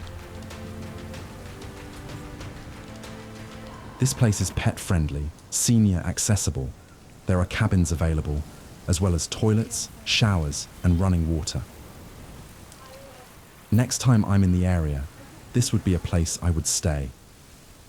The views are just incredible.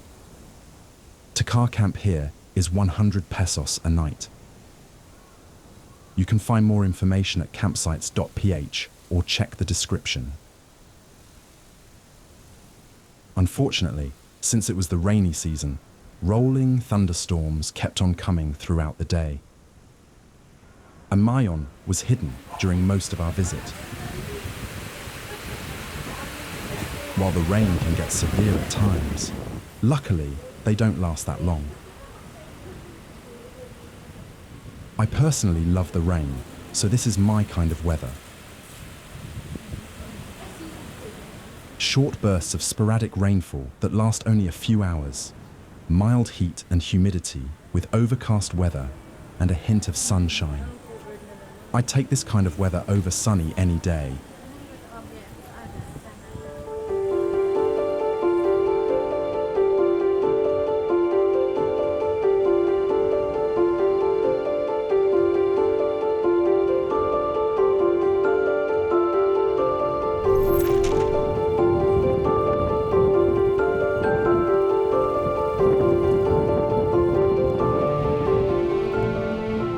Just south of Legazpi is Highlands Park, which is situated on top of a mountain.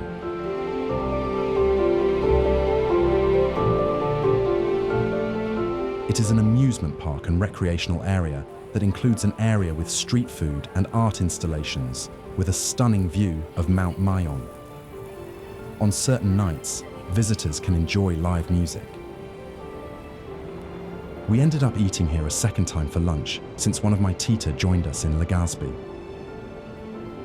The food here was delicious, but I was still full from before, so I didn't eat much.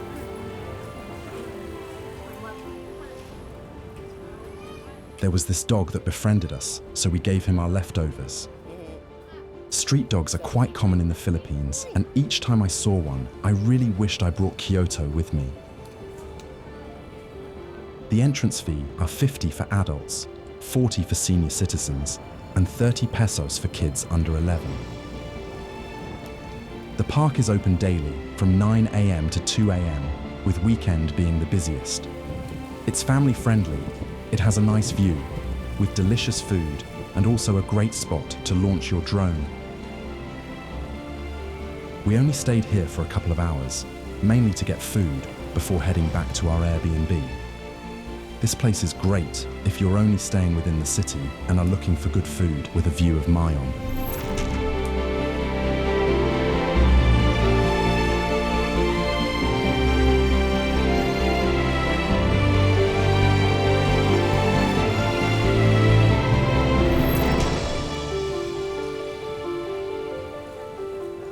North of the city is the giant statue of Nuestra Señora de Salvación.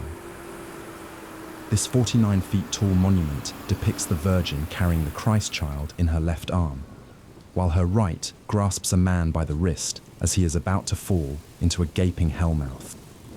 An angel kneels at the foot of the Virgin, offering a basket of burning hearts to Christ, who holds one in his right hand, while his left is stretched in a gesture of accepting the offering. If you go out of your way to seek out large monuments, statues, and complexes when you travel, be sure to visit this one while in Legazpi.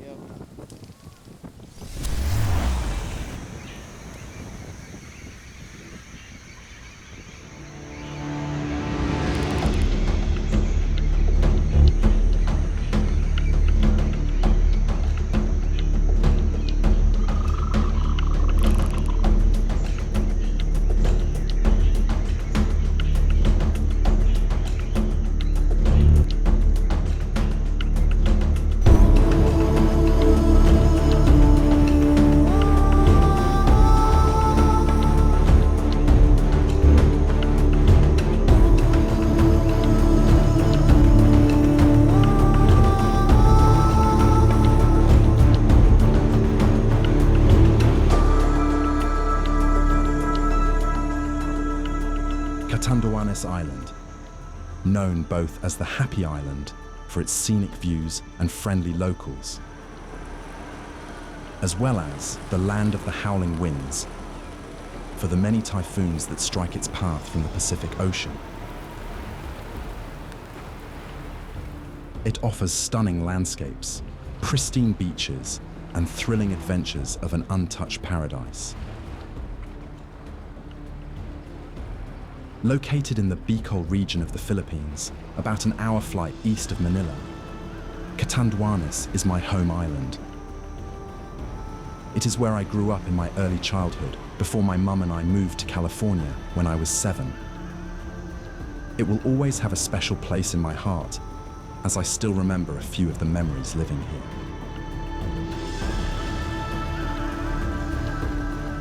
The island is part of Luzon and is the 12th largest in the country by population, with a little over 270,000 people calling it home. The island is made up of 11 municipalities. They include San Andres, Virac, Bato, Pandan, Gigmoto, Viga, San Miguel, Panganiban, Caramoran, Baras, and Bagamanok. There are many festivals that take place throughout the island, such as the Catanduanes Festival, Abaca Festival, and many folk festivals and fiestas, which are all worth seeing in person. I would recommend planning your trip around one of these events to not only immerse yourself in the natural beauty, but also its culture.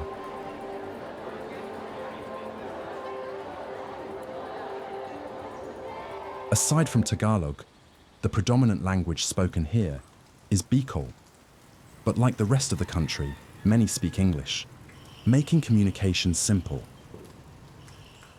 While the island is still off the radar for tourism, it has gradually gained popularity for its unspoiled beauty.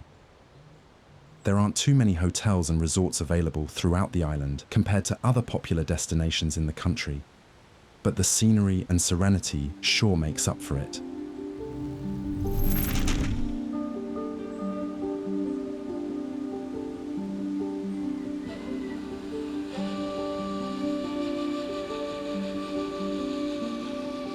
Catanduanes is quite safe overall.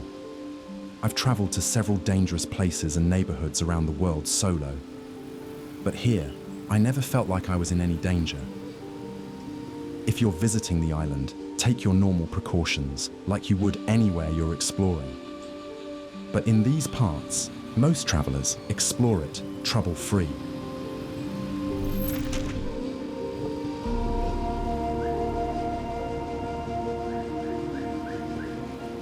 The main transportation on the island is by bus, trike, or motorbike.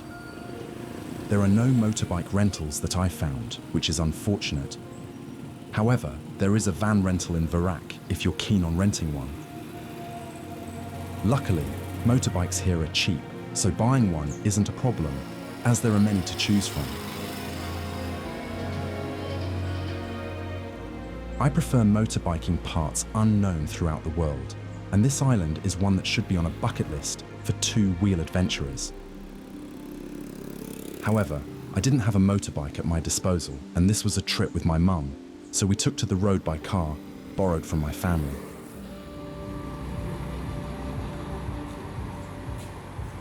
While one can go around the island in a day, a minimum of 4 days and 3 nights is highly recommended to get the most out of your exploration. You'll avoid feeling rushed and not appreciate the breathtaking views in front of you.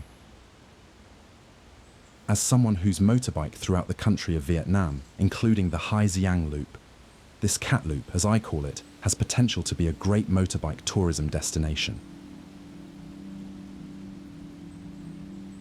Most visitors are welcomed into the island through Virac, as that is where the airport is located and would be your first place of stay. But since I have family here, once we landed, we got picked up and went straight to our hometown of San Andres, about a 45-minute drive from the airport.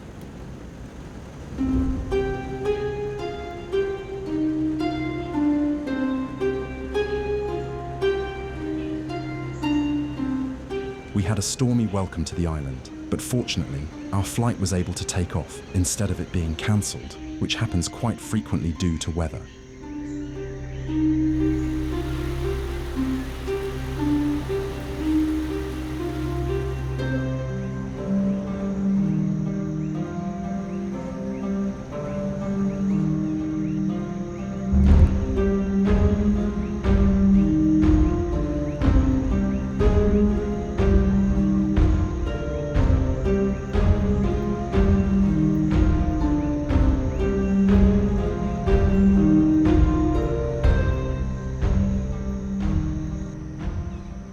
San Andres, formerly known as Calolbon, is a small town in the southwestern shores of Catanduanes Island.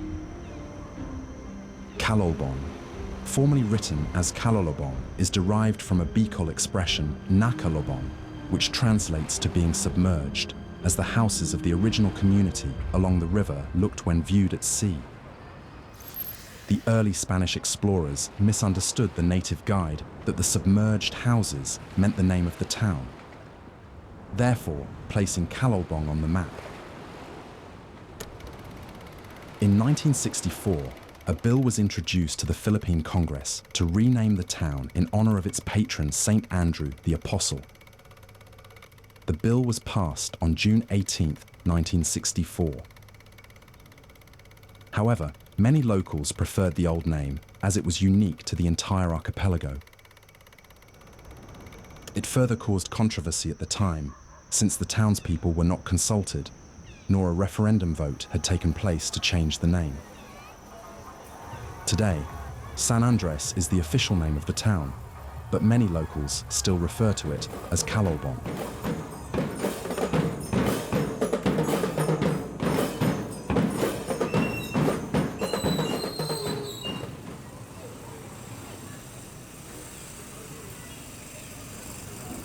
With 40,000 calling this place home, it has a quaint yet vibrant way of life.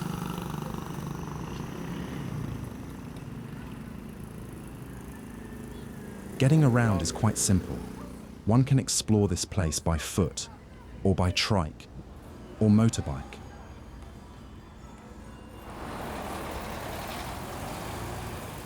It can be explored within a day by taking a leisurely stroll. Just be sure to cover up with an umbrella or sunscreen from the midday sun, as the heat here can get pretty intense.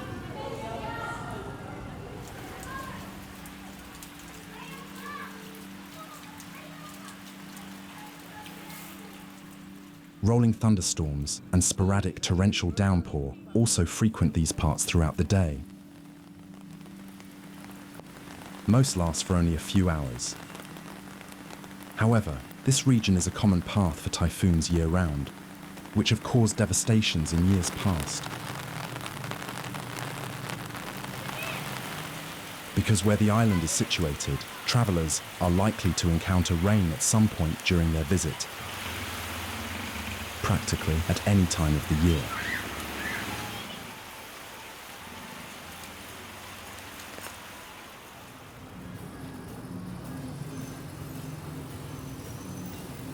In the centre of town is the main plaza, which is used to host many activities and events such as basketball tournaments,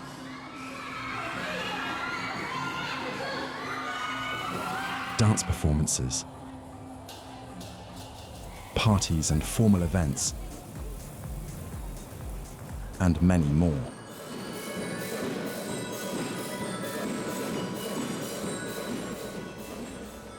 Right beside the plaza is the Church of St. Andrews, which the town is named after. Having been a Spanish colony for a long period of time, the Philippines is predominantly a Catholic country, with several popes making the 6,000-mile trip from the Vatican a few times. So one will encounter many churches as you explore the country. A block away is the port terminal, which connects the main island of Luzon to Catanduanes by ferry.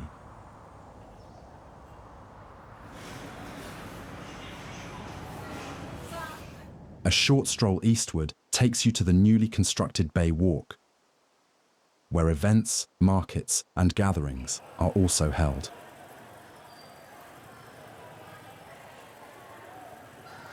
Life is simple here with a laid-back attitude. You're on Filipino time, as they say. The town hall is located on top of a hill, just a few blocks away from the plaza. The building has a nice view of the town. And 5 kilometers away is the Cave of Luyang.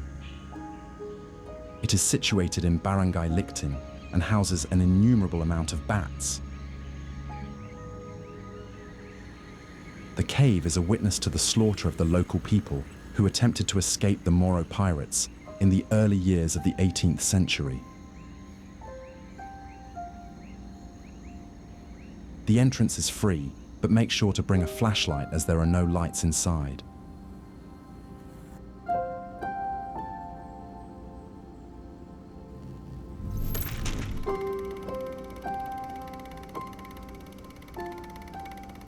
For visitors, a few places to stay in San Andres are at Emmeline's Paradise Resort, located right outside of town on the Agojo Peninsula, or Amenia Beach Resort further out, or Wuppertaler Trailers Inn in town.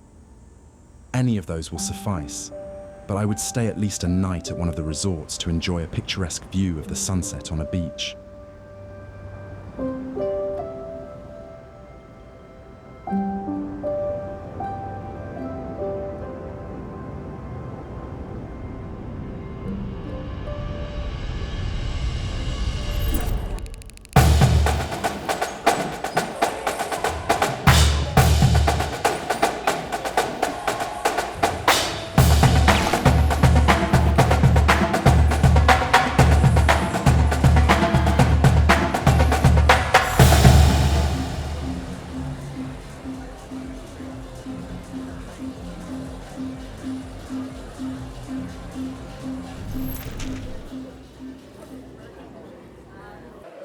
Upon arriving in San Andres, locals were setting up stalls, adding the finishing touches to their outfits and props, and doing rehearsals for the annual town fiesta.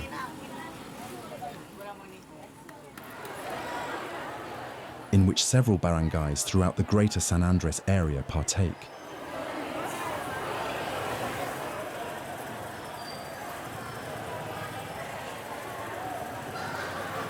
Like most towns and cities on the island, each one holds an annual town fiesta. If you're visiting in November, this occasion should not be missed.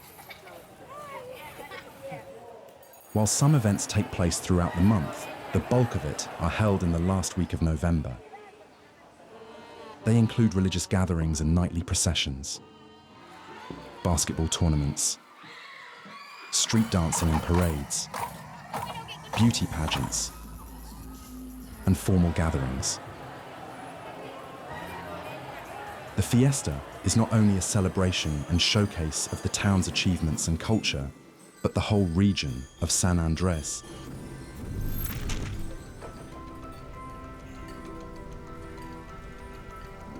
What is a Filipino fiesta without the food? There is a day dedicated where families serve meals and invite friends and family over to feast. While we ate mostly home-cooked meals, there are several food vendors around the plaza that one should try.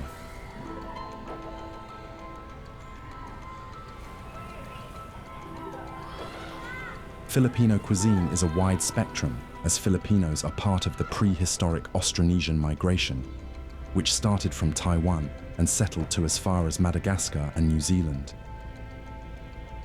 On top of it being an archipelago which isolated some of its people, allowing its regions to evolve with minor variations. This includes its culinary culture. My advice is to try as many different dishes and see which one satisfies your appetite best. With that said, some of my favorite Filipino dish are umba, Bicol Express, sinigang, tocino, sweet and sour fish, and Filipino spaghetti.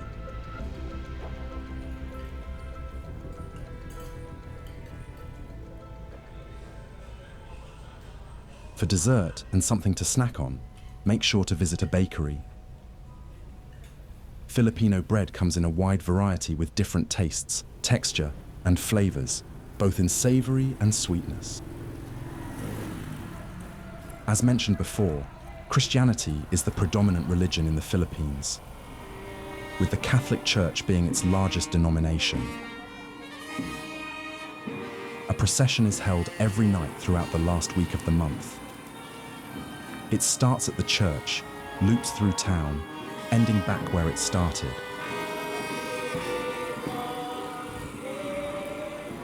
Many of the townspeople, from adults, children, to the elderly, partake in this emanation of the Holy Spirit.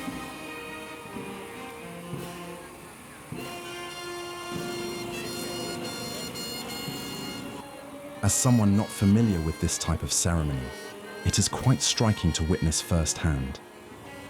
There is something poetic with the imagery of people marching in the shadow of night whilst raining.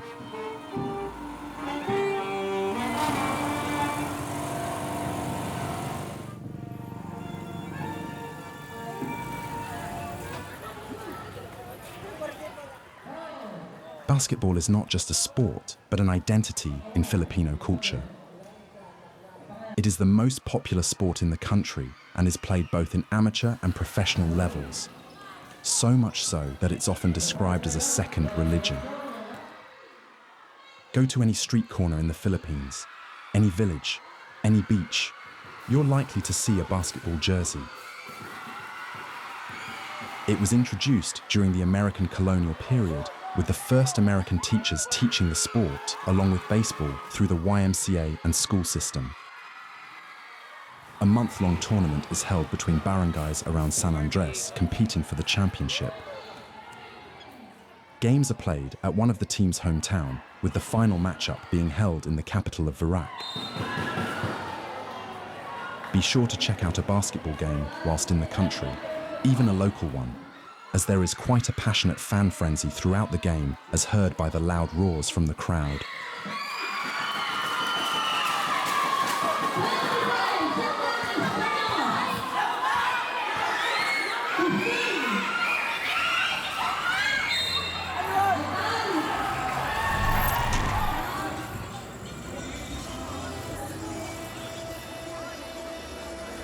A beauty pageant also takes place, with each pageant representing their barangay. It is quite a popular event, to say the least. While I've seen Miss Universe on TV growing up, this was my first time going to a pageant in person, so I didn't really know what to expect. However, I was quite impressed by the production and theatrics, especially when it came to the costume part of the show. And of course, the pageants. Sumali sa national pageant, and I think magagawa ko yun sa suporta nyo. There are also short intermissions from local talent in between each category.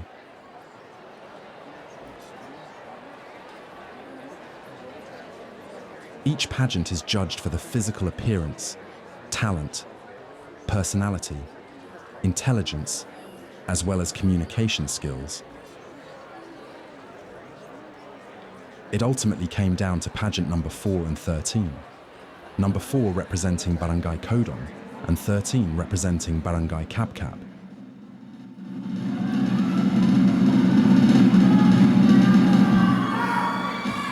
Binibining San Andres!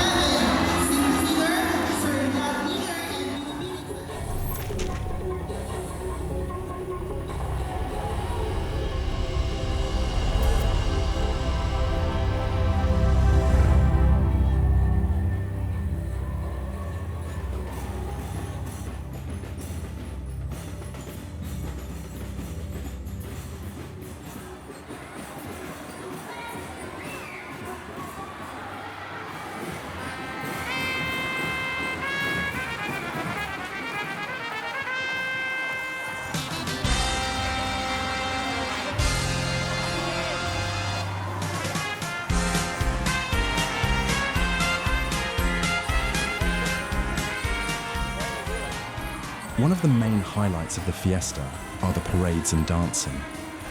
There are 2 that take place. The first one consists of barangays or neighborhoods around San Andres, with choreographed street dancing, which leads up to a showdown. It starts at the Baywalk and concludes at the plaza with dance performances from each participating barangays, each one competing for a championship. There were 4 barangays that participated in this year's celebration. They are Sabang, Rizal, Codon, and Agojo.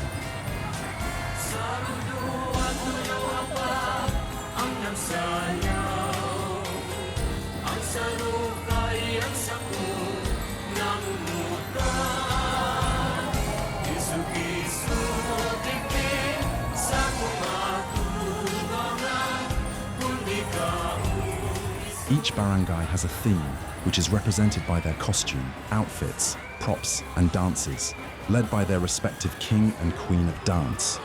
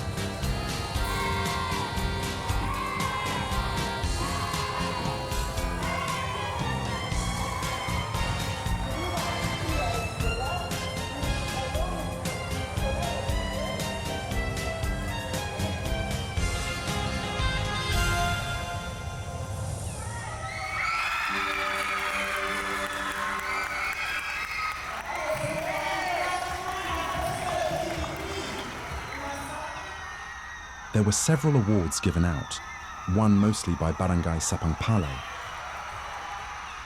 However, the first place winner was captured by Barangay Rizal. This was by far the highlight of my trip on the island. If you're planning a visit, don't miss out on this festival. It's quite refreshing to see art and creativity being celebrated and nurtured by each barangay, and coming together as a community.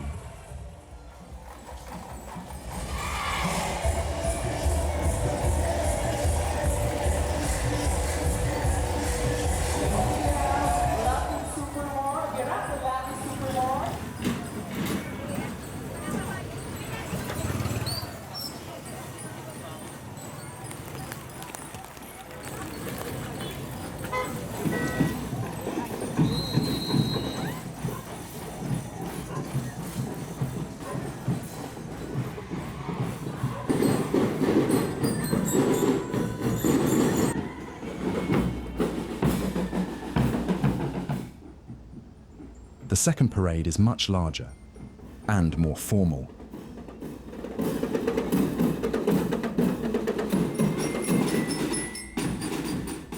Which includes some of the participants from the Boronyogan Festival.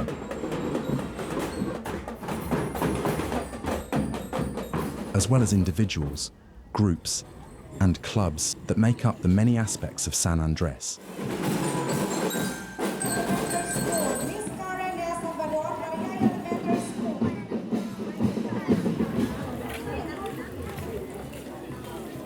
These include military soldiers, law enforcement, government officials and employees, representatives of each barangay, schools, student bands, cheerleaders, pageants, and many more.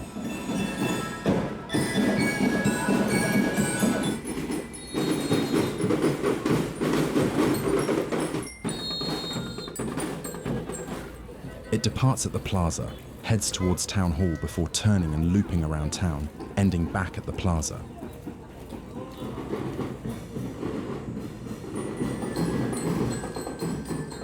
During these times, the whole town is lively with street food, local markets, and of course, locals celebrating with friends and family.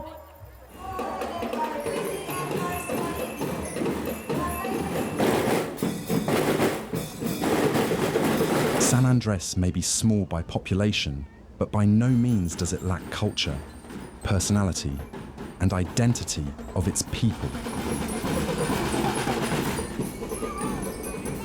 A place with friendly locals, delicious food, nurtured creativity and passion, and pride of their island culture. This being my native hometown, it was great taking my mum to see friends and family that she hasn't seen in a long time and being able to explore our home island as well as witnessing this fiesta for the first time.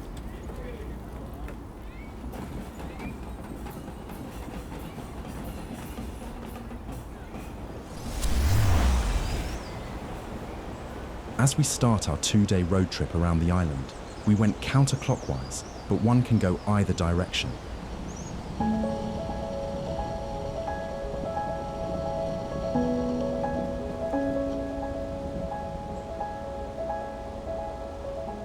We first made our way to Virac, which takes about 30 to 45 minutes away from San Andres.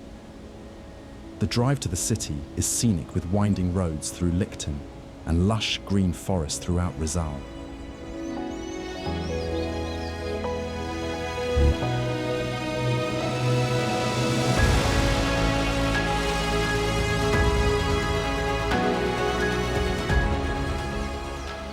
Virac is the capital of Catanduanes.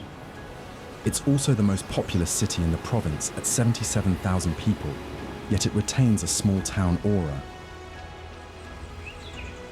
This city offers pristine beaches, calm and peaceful fishing villages, beautiful waterfalls, and gorgeous cathedrals and churches to visit and explore. In town, one can explore the ins and outs of the city and check out the local markets, wet markets, bazaars, or VTC, short for Virac Town Centre. The VTC has a supermarket, a bank, a food court, stage area for events, and other businesses all conveniently in one place.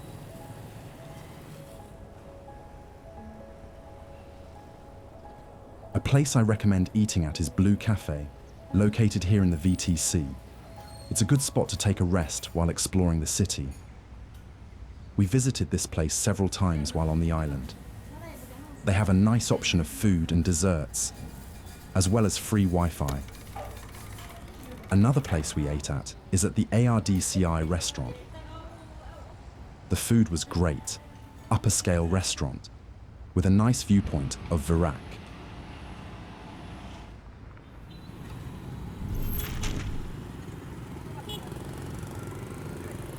There are several places to stay in the city.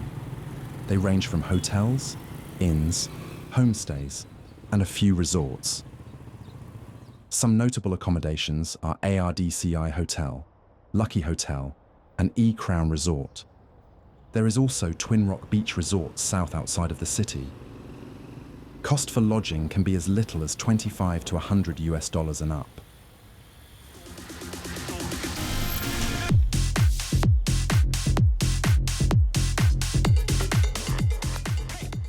The nightlife, however, is bleak, but I did manage to find one bar called Drunk Box PH with live bands and DJs playing late night. If you're looking to party, check this place out. It had a good crowd with everyone enjoying themselves. I definitely want to DJ here the next time I visit.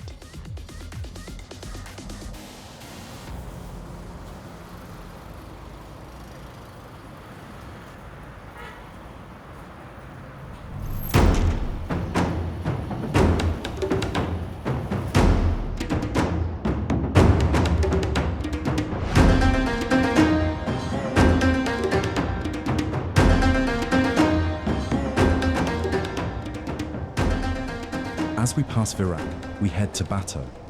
Its population is around 22,000. It is unknown why the name Bato came from. A theory is that it came from the Tagalog word that means rock. Another says it came from Spanish colonizers who recorded the area as Bato, which eventually became the town name. The town itself is divided by the Bato River. Its most iconic structure is its bridge, which connects the western part to the eastern part of town. This is the longest bridge in the Bicol region at 320 meters. Remnants of the old bridge can still be seen next to the current one. It was destroyed by a super typhoon in 1995. This junction on either side is a great place to stop and admire the scenery. There is a viewpoint where one can park and see the landscape on either side of the city. Places to visit here are Marabina Falls, located on the cusp of the region near the border of Virac. The falls is about 6 meters high, with radiant spouting rapids of perfectly clear waters. It is named after the villages of Marinawa and Binanwahan, a perfect spot for picnickers and weekenders. There is a fee of 15 pesos, or about a quarter per person. In town is a cathedral one can visit, as well as this sign across the street from it. Other places worth visiting is the Bote Lighthouse, Poseidon Rock Formation, and Sakajon Beach. Places to stay at are Poseidon Cove Beach Resort and Ananong Mountain Resort. There is also a vista area with a town sign as you enter Bato. You'll see many of these signs as you enter each town and municipalities. Here, you can see the coastline on either direction and the vast Pacific Ocean, and whatever typhoon is looming in the distance.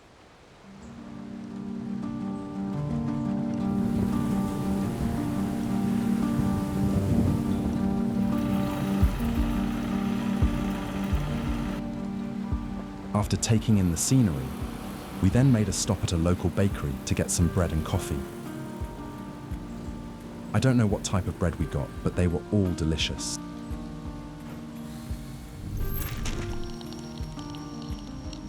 The drive from Virac to Bato is scenic, passing mostly along the coast. The roads here, at least the main artery, are in great condition and look well maintained. One less thing to worry about, as the weather is already unpredictable.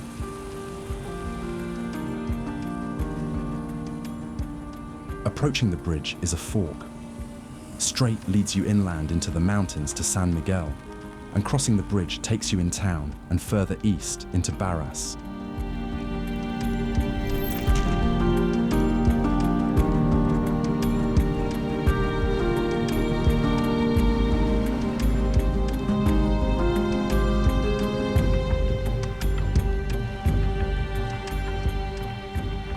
Barras is an even smaller region with a little over 13,000 inhabitants.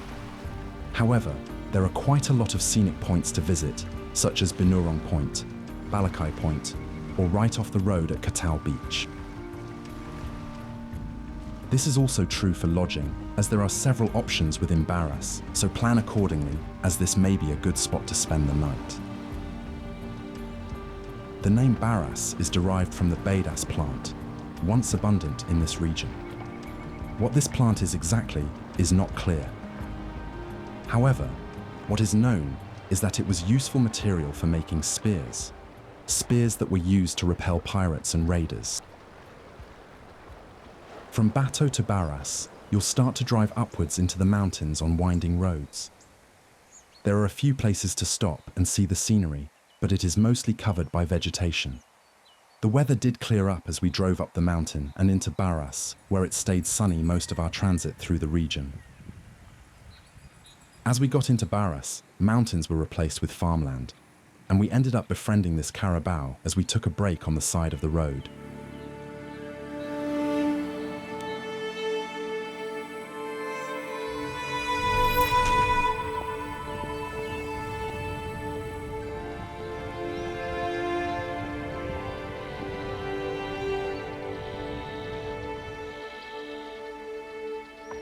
Gigmoto is the least populated in the province at about 9,000. The name originated from the Bicol word himbot, that means just in time. Legend has it, a young man from Barras was seeking to court a maiden from Viga, so he traveled north to do so. After staying for a period of time in Viga, he won her over. When the lovers were bound for Barras, they stayed overnight at Gigmoto, just in time for their first romantic night of being together. As years went by, the word Himbot was changed to Higmoto. Years after, it was once again changed by replacing the H to a G, as many believed it resembled a Japanese word. This region has the most breathtaking scenery on the island that I've seen. It features lush green rolling hills that cuts into a rocky cliffside overlooking the Pacific Ocean. Along with a few pristine beaches, one can see farmers tending to their crops and livestock to gauge the local life in these parts. With farmlands engulfed in thick jungle and mountainous terrain, you get a feeling that you're traveling back in time.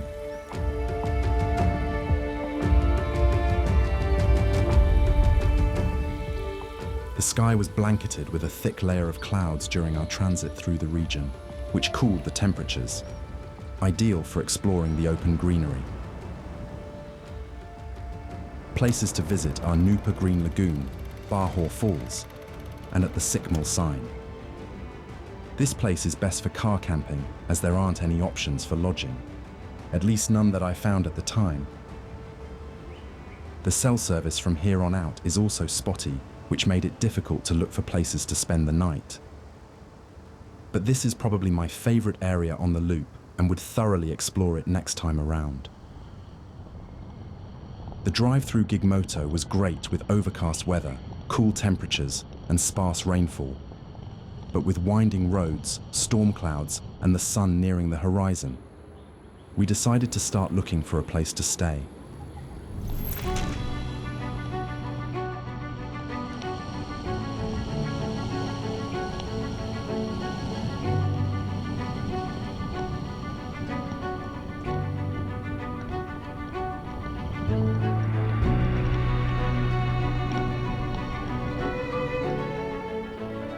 Viga has about 23,000 in population. It's a small bustling town surrounded by farmland with mist rolling through in the early morning. The settlers founded this place due to its fertile soil. The name comes from Marviga, a herbaceous giant gabby-like plant that grew abundantly in the area. We didn't find a place to stay until we reached this town after dark. As this location is more populated, one can find several options for lodging from hotels, resorts, and Airbnb around the region, with hotels starting around $50 and Airbnbs at 90 and up. We didn't really explore this place as we just stayed the night and went on our way the next morning. I would, however, recommend taking a nice ride along the rice fields early in the morning.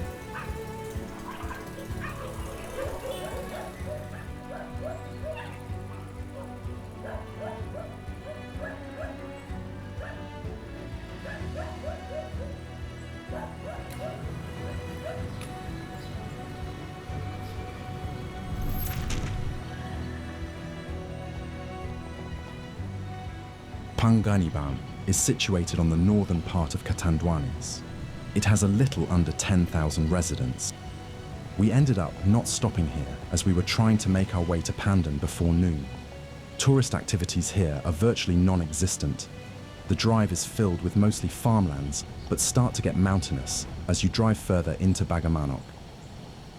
The original name was Payo, named after a village headman, or Payo as the villagers called him. He set sail with a crew to only be shipwrecked in the area. They ended up never being able to return home. Years later, migrating villagers found the remains of the sailboat and called this area Payo in memory of the headman. In 1921, Payo separated from Viga and was renamed Panganiban. It was subsequently renamed back to Payo in 1957, only to be named back to Panganiban in 1959.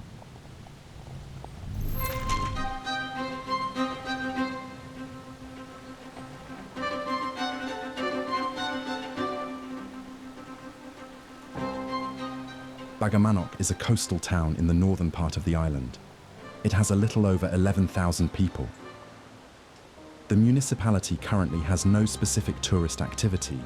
However, there are potential areas endowed with natural attributes and resources that are conducive to recreation and leisure, in which have great potential to lure visitors and tourism in the area. These include sprawling beaches, lagoons, waterfalls, coves, and island hopping. A place to go while in town is of course the beachfront. Here, you'll find the sands are black from heavy minerals and surrounding volcanic erosions in the region. There is also Taytay Falls north of town, but we were unable to find the entrance or path to this cascade. After spending about half an hour with no success, we continued on to Pandan.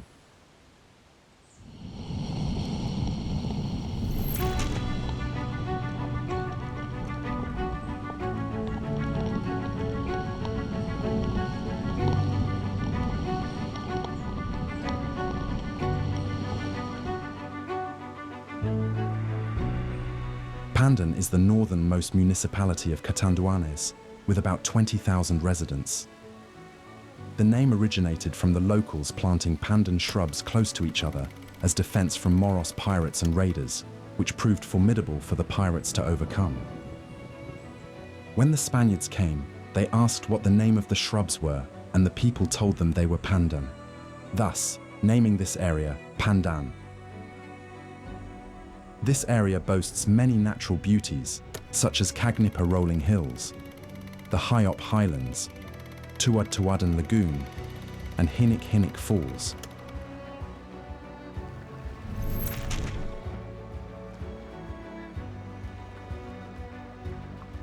There are several places for lodging, the most well-known being the Halfway Resort.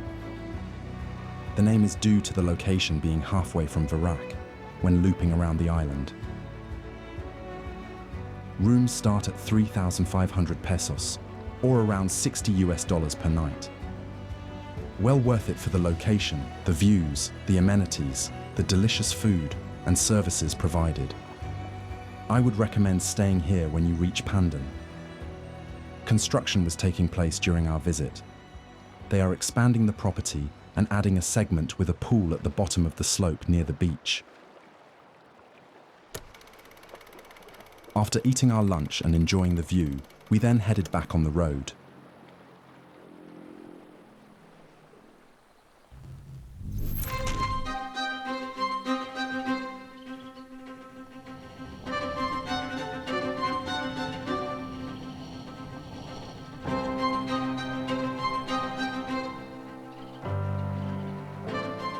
Caramoran is situated on the eastern shores of Catanduanes, neighboring San Andres to the south and Pandan to the north.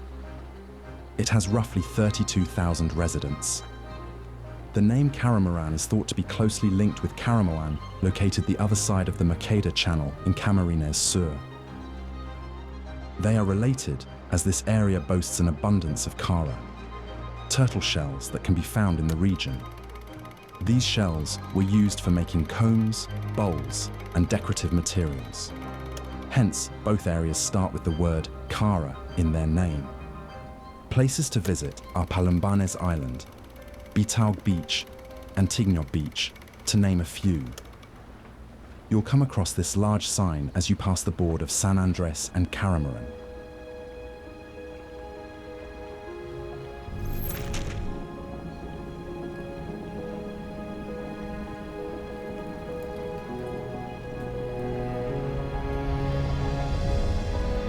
After Caramoran, we made our way back to San Andres, where we were greeted by a thunderstorm. This portion of the road is quite scenic. A few places to stop at are Tibang, Codon, and Bislig. This is quite a nice loop. It's not too long and not too short of a journey. My only regret is we didn't spend more days.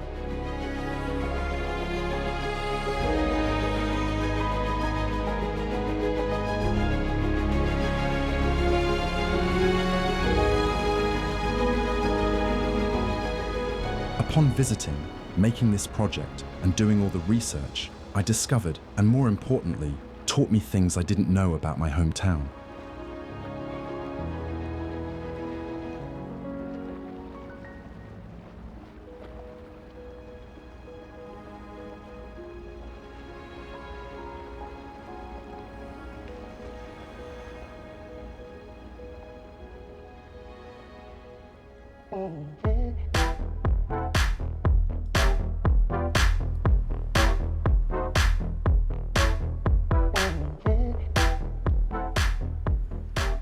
What's up my friends, Eddie here from House of Intent.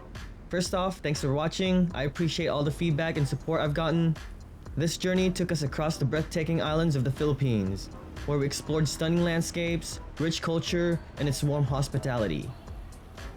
Our adventure began in Manila, navigating through the bustling city before heading to Cavite and the picturesque scenery of Taal.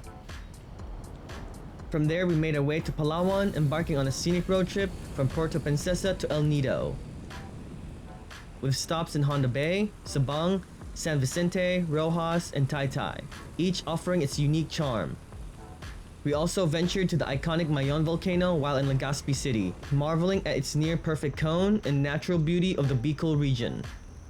Finally, we immersed ourselves in the vibrant culture of my hometown San Andres, also known as Calolbon, on the island of Catanduanes, soaking in the serene coastal landscapes and reconnecting with friends and family. If you're looking for your next adventure, the Philippines is a destination where paradise and exploration go hand in hand. A place where adventure meets paradise.